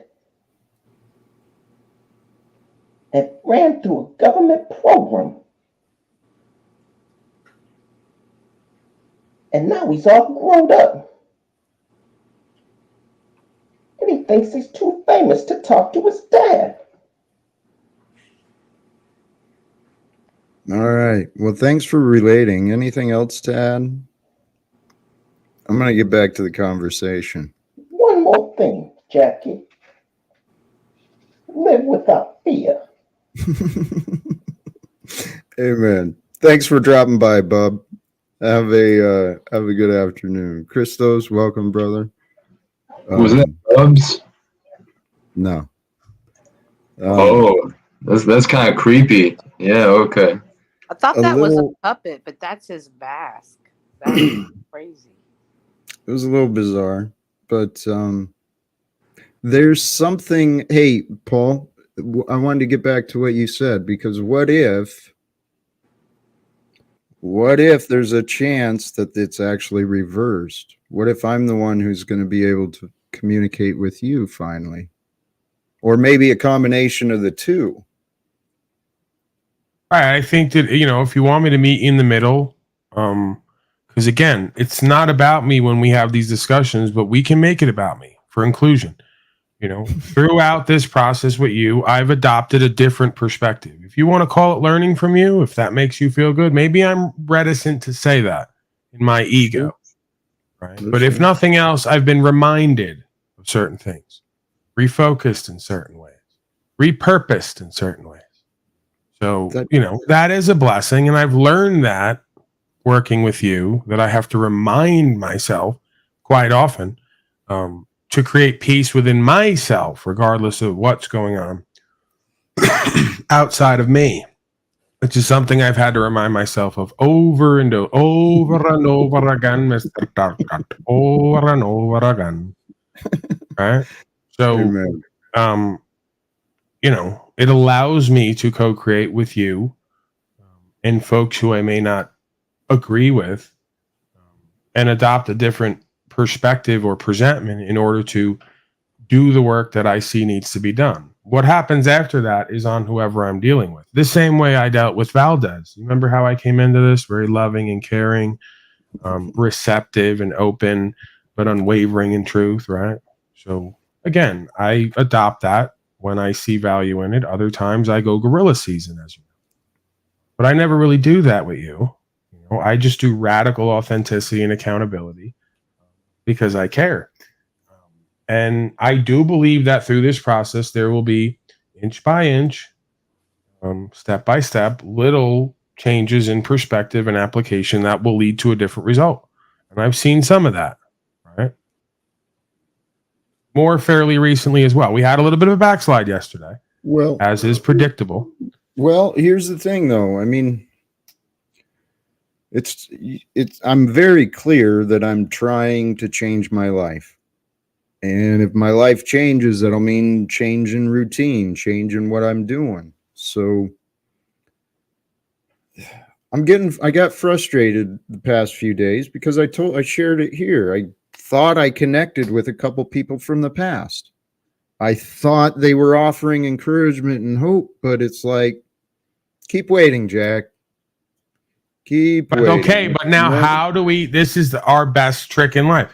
How do we find the silver lining from the cloud? You can't tell me we're on a journey here, a long game, and that a certain point into this, folks from the past resurface to test you on how you're going to deal with that, and you do what you've always done. So they're telling you what I'm telling you. Jack, we see some growth. They're telling you indirectly. Jack, we see some growth. Jack, we want to be part of your life. Jack, we're waiting for a little bit more change in perspective, and then we're going to align and be in an alignment. Hey, Don't be bitter and resentful over that. See that as a positive thing. You're making excuses for people. I'm not. I don't even know the story. I might be just wrong. But I'm trying to. Okay. You're just imagining. So we can't imagine sometimes things that work for us and others if we get a good result from that. Say that, but here you're imagining me being wrong. Okay. Once again, you want to jump to that conclusion. Now, in this case, I created the boundaries by choice. I ended up blocking one of them because I'm sick of being led on and taken advantage of. Okay? So there's something going on here. When my life is going to change, and each day, I shared this with Cynthia earlier, regarding the other day, I got my hopes up in people. People keep letting me down. Well, I worship God. God is love. Love reveals the truth. I'm open with the truth. I want to trust what people say. But then, Paul, you're a good example. I think we're understanding each other. The next thing I know, I'm hearing me described as. When was that? And not today, but when was it? I don't know. Recent. How recent? Well, just yesterday. Yesterday, I called you an infidel? No, I don't think that was the word. It doesn't. Yeah, I'm liable to speak about my experiences I've had in the past. My my speaking about experiences I've had in the past is not necessarily an indicator of the present condition, unless I get the same reactions and responses I've been getting the whole time from the people I'm speaking with and about. When they just stop reacting and responding that way, we know there's change on some level. Because I'm not saying I'm resistant to change. I'm saying I'm facilitating and fostering change. How do we know one of the ways that's happening? When people react and respond differently to the same stimuli. You could say you don't have any trust in me and what I say and do, but I've told you to your face everything I say and what I'm going to do, and I don't waver from that. These motherfuckers say and do whatever to you, and so at least you could trust that you know where you stand with me and what I think and feel, and where that goes is up to us. Hey, Paul, admittedly, as challenging as you are, you create a space where you welcome, and I appreciate that. Hey, Ancient Cynthia, thank you. Thank you for the contribution. Margo, please come and join the conversation. Just click the link. Right, Margo, just come up, and that could, yeah, because I want an interaction with you two anyway. We're due for one. The reality is that could be true. Let's say that's the case. Jack doesn't want growth. He wants to pretend to have growth to convince others. If he does that, and that's true, it would be the biggest mistake he could make, because he may get access to the same things he once had that he doesn't have, and he'll do the same things with it. So I think he knows on some level that, yes, there has been in the past a need to change, like we all understand, and that may still be going on. The self-awareness is a motherfucker, because you never usually realize in the moment you need to change till something worse happens. Well, until you start looking for reasons to change, and I did. Paul, when I was losing everyone and everything, I did my work. I went within and I said, okay, what can we change? What has to change? Anger, my pattern of, dude, by the time I met you, even the way I snapped and got off on Wizard, my anger was my problem. I've been working on developing me, and where I'm at, I know my value. I've been praying for several years that someone tries to discover what's available with me. Because I point your attention to something. We're doing that now, and I'm like, I was about to say like you do, but there's no consequence when I say it. So I become like the father with no teeth, right? Because I go, I'm getting tired of this narrative. I was going to say that, but then what does that mean? We're going to be here again tomorrow. Yeah, but it's like, can I point your attention to the fact that as you're now saying, reflecting back, hindsight is 2020, which reveals that self-awareness is a motherfucker. At the time, you're billing yourself as a life coach with websites, right? And not hey, Paul, right? Here's something. Wait, whoa. Before you go down this, Paul, before you go down this narrative of painting me out to be a piece of shit, I'm not doing that. Right? I'm not. Bullshit. You've done this enough, Paul. You've done it enough. If I've done it enough, what's going to change it happening again today? Why are you being reactive? Hey, you know what? Why aren't you letting me speak? I am. Again, why can't you break that fucking pattern? I'm letting you speak. Paul, if people would recognize, yeah, maybe I wasn't fully prepared to be a coach, but no, that's bullshit. I know for a fact I can fucking help people. I can help anyone who is willing to learn. So far, I've been a bunch of ignorant assholes who think they know everything. Well, if no one's willing to learn from you, then you have no results of that narrative. The other side of it is you have to be able to help people learn who are not willing to learn. Tell you what, I'm familiar with that. Hey, Paul, I'm ready to end up. I'm ready to wrap up. I extended it because you showed up, but the energy, I don't fucking want it. I don't want this energy. But we get to disagreements elsewhere? I don't need to argue and disagree. I don't need that as intent on mocking me and everything you learn of me. No, I'm laughing. Jack, you know how sometimes people will say to you, it's really weird what Jack does. I want to believe that it's not a narcissistic thing. I want to believe I relate to it. Like, you ever watch the gurus when they get a question, they kind of laugh, even though it may be something really dark, because you realize the joke of all of our lives, as you told Lauren that day, right? Our life is a joke sometimes. So it's not necessarily mocking you as much as it is our situations and circumstances we find ourselves in, seemingly not knowing how we get in or get out, right? It's just this great game that we play with ourselves and each other. You paint me out to be a clown.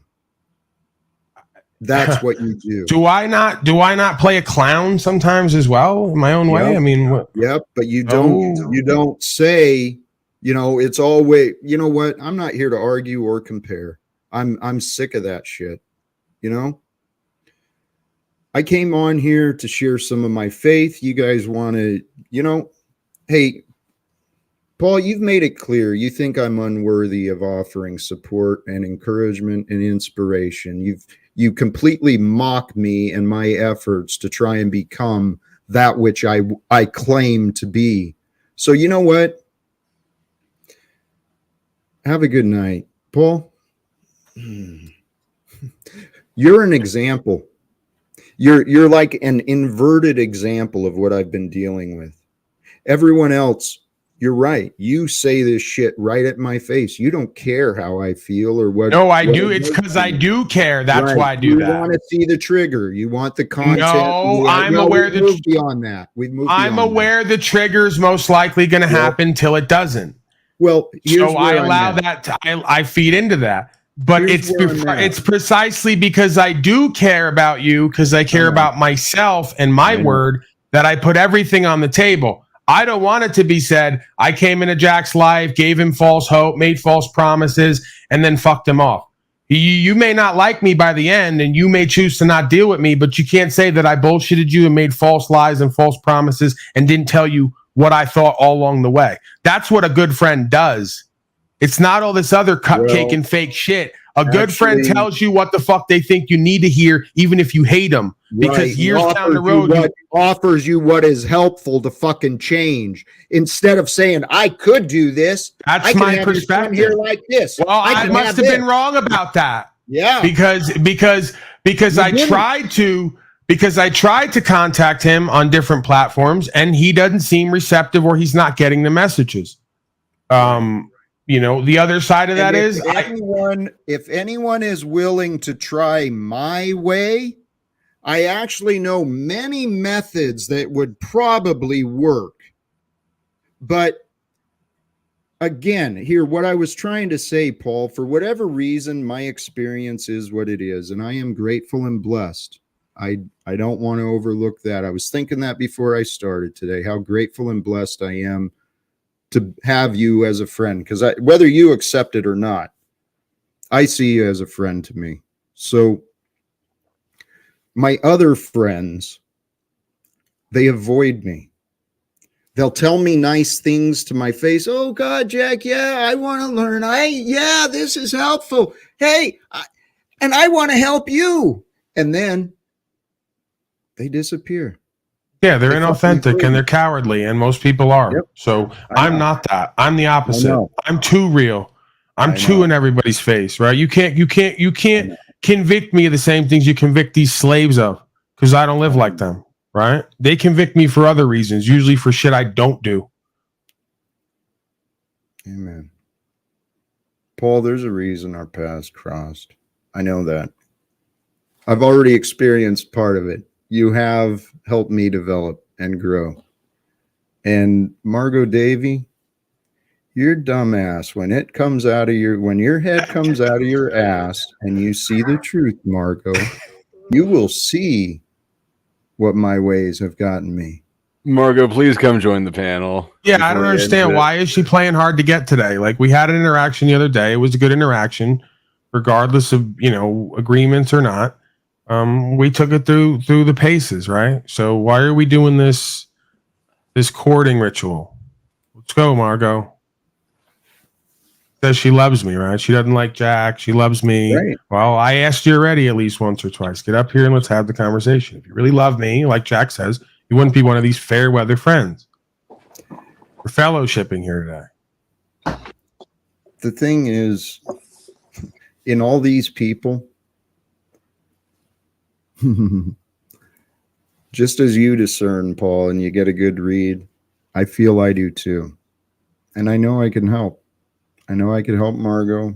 I know I could help Paul. Believe it or not, I think I could help you. You brought this rap to Wes Watson and Antoine as well. It didn't go well. I Hasn't didn't gone well yet. offer them. I mean, I didn't directly say I could help them. I did. You not. did. You kind of did. You like inserted yourself into their program in life, and you made suggestions that weren't asked for, and how they could be better and do better. And you had no results that would make them think that was possible. And I'm not saying you're wrong. I keep saying as a caveat, you might completely be onto something, because I'm not going to say something and then I'll be able to say, hey, I always said Jack Talcott might be onto something, and I left room for what I didn't perceive. But it hasn't gone well since. Not with me, not with Watson, not with Antoine, seemingly nobody. Hey, various rungs of success, right? I'm like Wes Watson maybe in 10 years, you know, on that level, how you perceive him. Because you said to me that one night, you go, I found greatness. I met Antoine. He's got more viewers. He's got more money, right? And he's got more connections. You told me what it was all about right then and there. You thought you were off to the top. You said, see ya, motherfucker. You're in a washroom. Paul. I love it.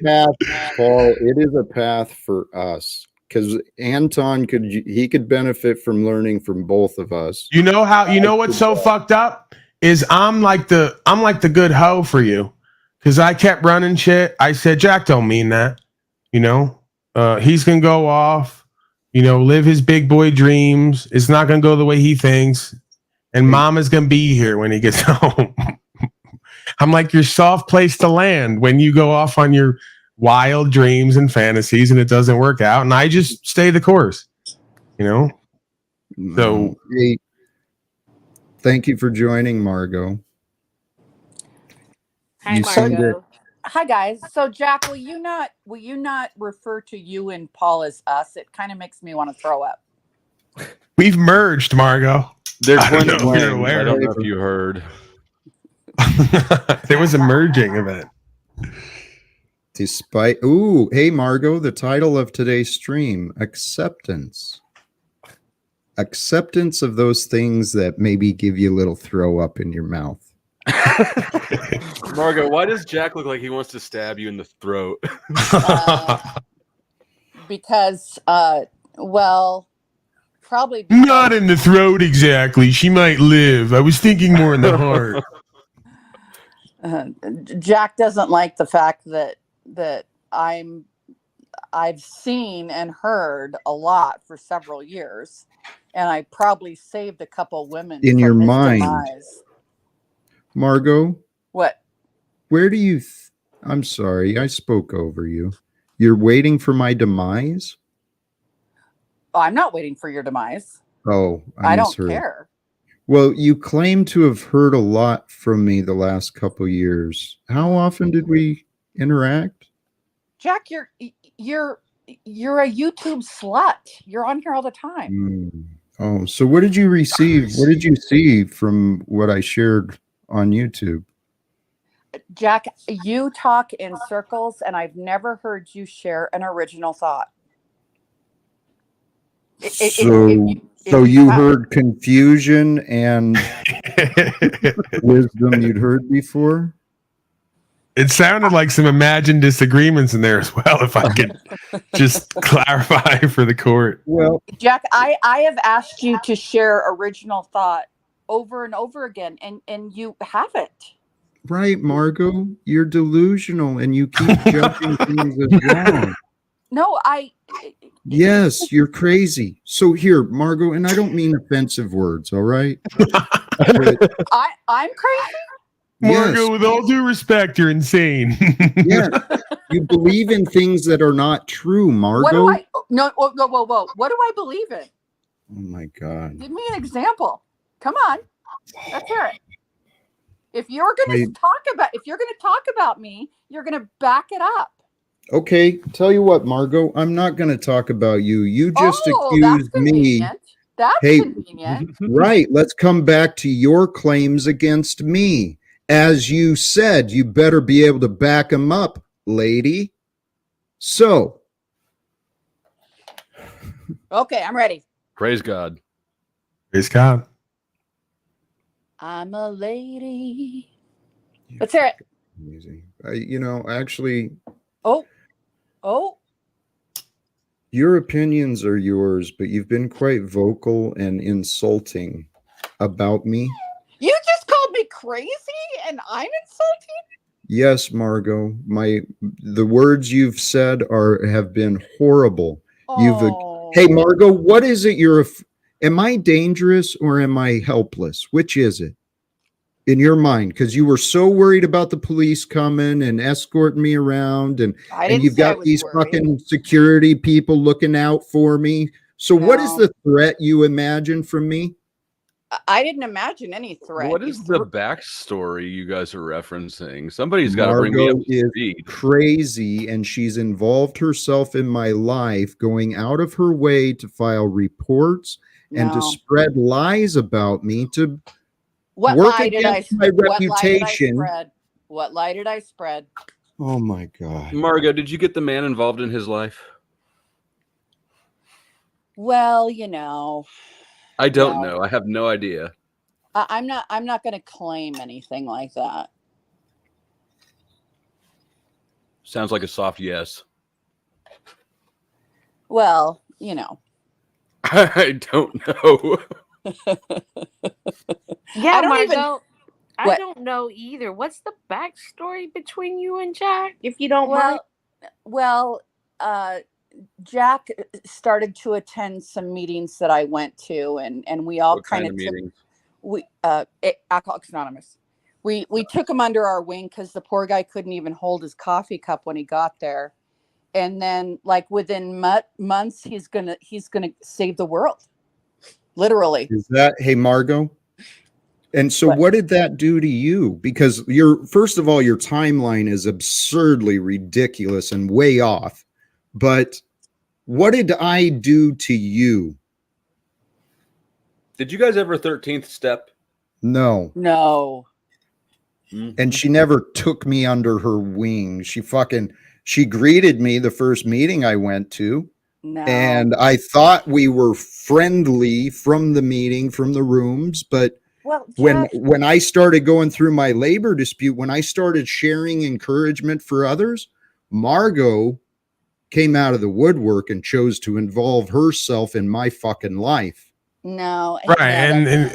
I happen to know people that work for the United States Postal Service, and I started hearing about this guy they called Wacko Jacko, and it just so happened to be this gentleman that tried AA and it didn't work out for him because he didn't. I don't know what happened there, but you're a liar, Margo. They gave you the same nickname as Michael Jackson, the King of Pop? I've never heard this before. She's fucking crazy. Why is this? Anyway, he was fired. Is anyone?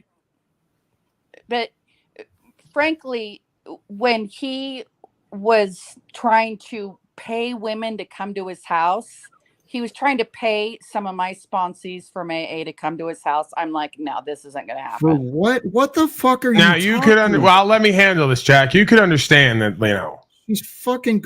What are you talking Jack? about? I'm not even saying that's true. That's allegedly, but seriously. Well, I mean, you could understand last week that he offered to pay me to come to his house. Right, because I said I would pay you money, show up with a witness so we can resolve your insanity.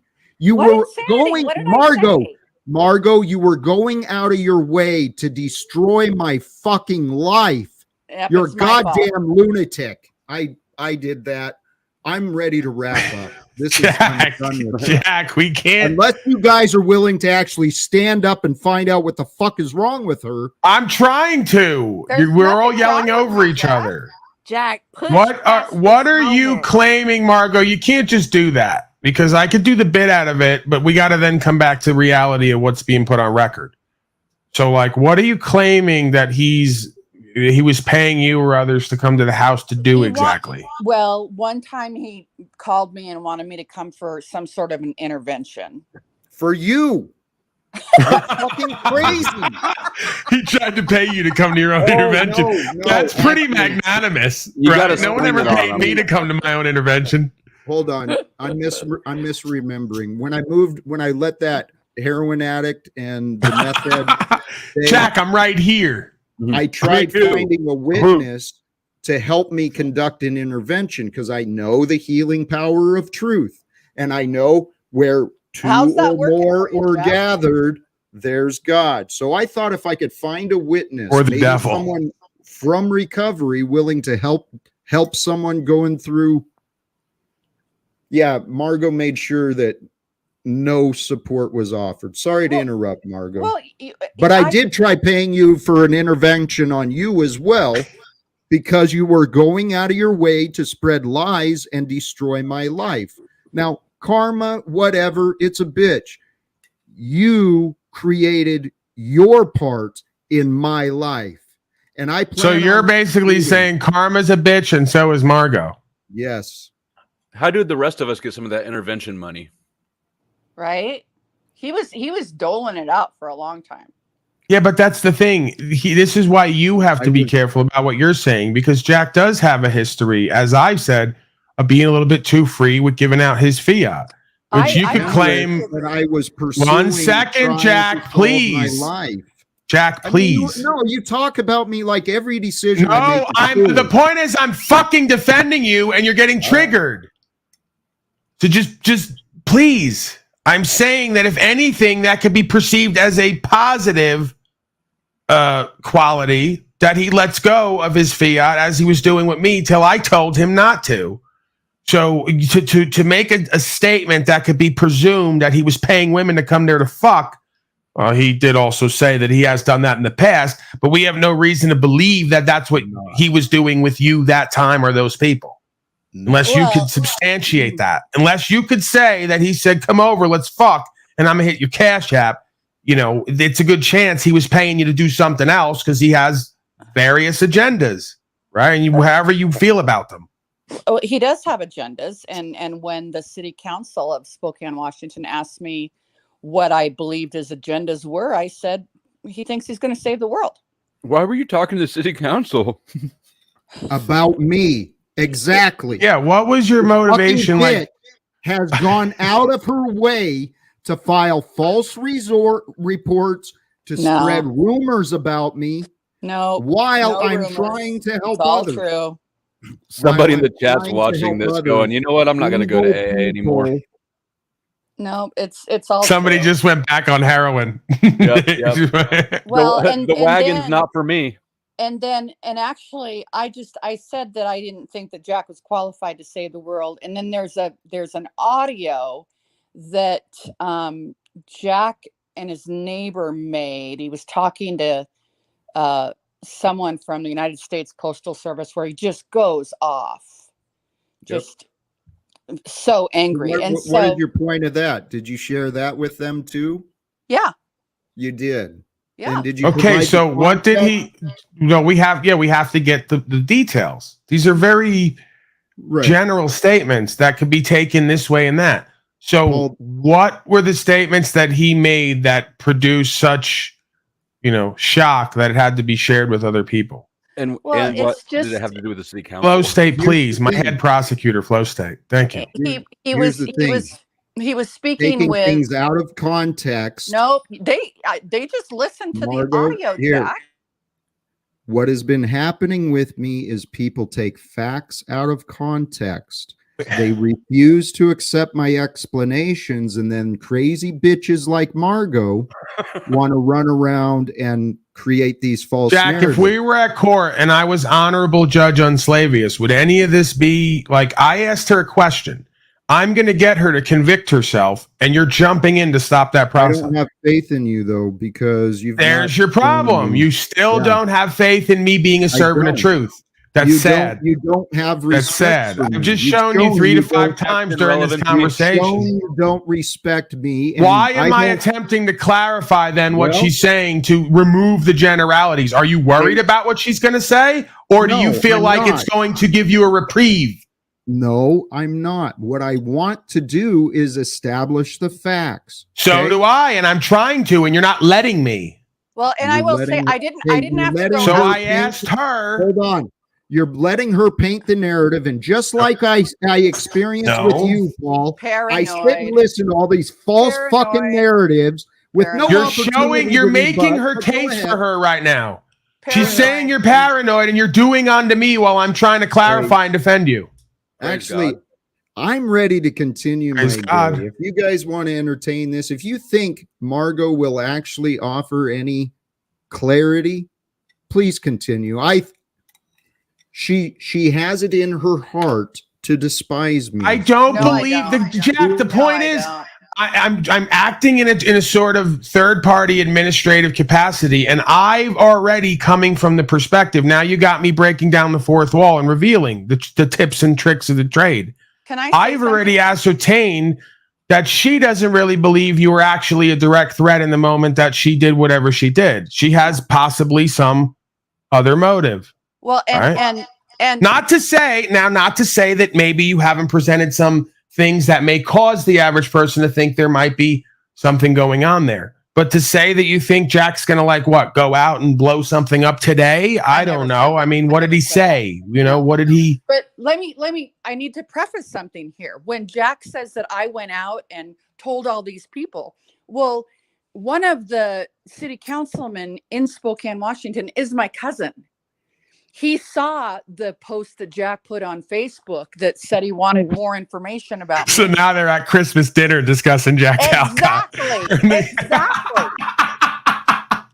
You can't make this shit up. Can you imagine the amount of conversations that have happened over Jack Talcott at various tables? And then, it gets better. So then my other cousin owns. Yeah, and let's keep in mind these people avoided me as well. Yeah, I just want to know what this with me. So yeah, go ahead. Let's have fun. More Jack, fucking. Let's throw another broadcast just making fun of fucking Jack. No, again. I just want to know why there is, like he says, because I saw this with them people he dealt with at that convention. I fucked with him. I said, Jack, I think you're being a little bit goofy going down there, but I'm imploring your enthusiasm. Not imploring it. I'm sort of, impressed in a way by his enthusiasm in that sense to go down there and see what it's all about. What's the deal? Try to have a conversation. And it seems everywhere that Jack goes, these folks don't give him a real, honest, open conversation about what their fucking problem is. Well, there lies the problem, to have a real conversation with him. He says he wants to help people and he wants to change the world and he wants to work. Maybe he does. And worse. Okay, but how? Okay, Jack, do it. Show me that I'm wrong. Go do something. Go give a speech with original thought that inspires. That still doesn't. But that's still. I get what you're saying, and I've had that perspective. That still doesn't answer to why, as he says, nobody will give him the real deal.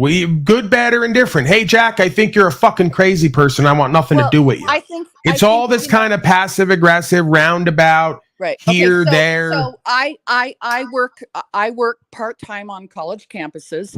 And when you're networking, right, you're having conversations with people. And first it's, hi, how are you? Blah, blah, blah, blah, blah. And then you're looking for something unique, something that sets this person apart from the others. And if it comes, great, you're going to continue that conversation. I'm done listening to Margo's voice. If you're just hearing. Okay. Thank you for joining today, guys. I appreciate it. Paul, maybe it's time you and I just part ways for a little bit. I know you're trying, and actually that's not fair. I'm not going to come to that conclusion, but that is where I'm at right now. I've said recently I am ready for a change. Margo, Davey, you are insane. For you to continue to dig in this false narrative, to publicly do your effort. I invited you. I offered the opportunity for you. You revealed your character. Your intent is not to help me. Your intent is to disgrace me, to humiliate me, and to make sure that others think of me like you. And Paul, you took too long. You want to keep entertaining that, and I don't. I actually have a heart, and I care about myself, and I care about the future, and I know that eventually people will see the truth.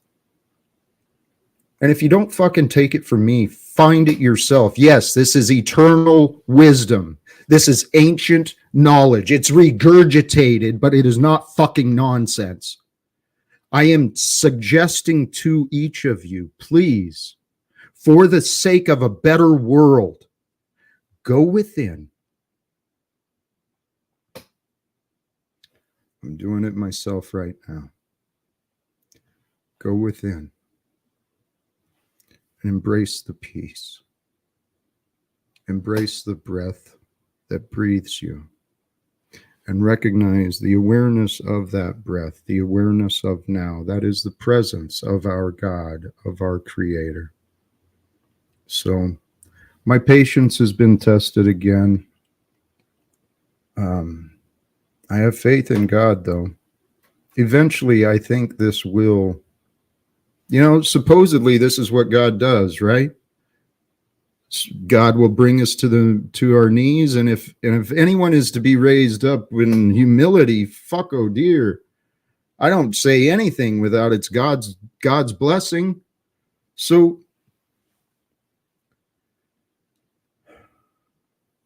one day, I'm not going to promote. I may or may not be back tomorrow. Brothers and sisters, just faith. I mean, trust. This is our path. This is our life. You'll figure out yours. I'll figure out mine, and we'll find a better world in the future. It's coming. We just got to believe. So till next time, brothers and sisters, choose love, peace for everyone, live without fear.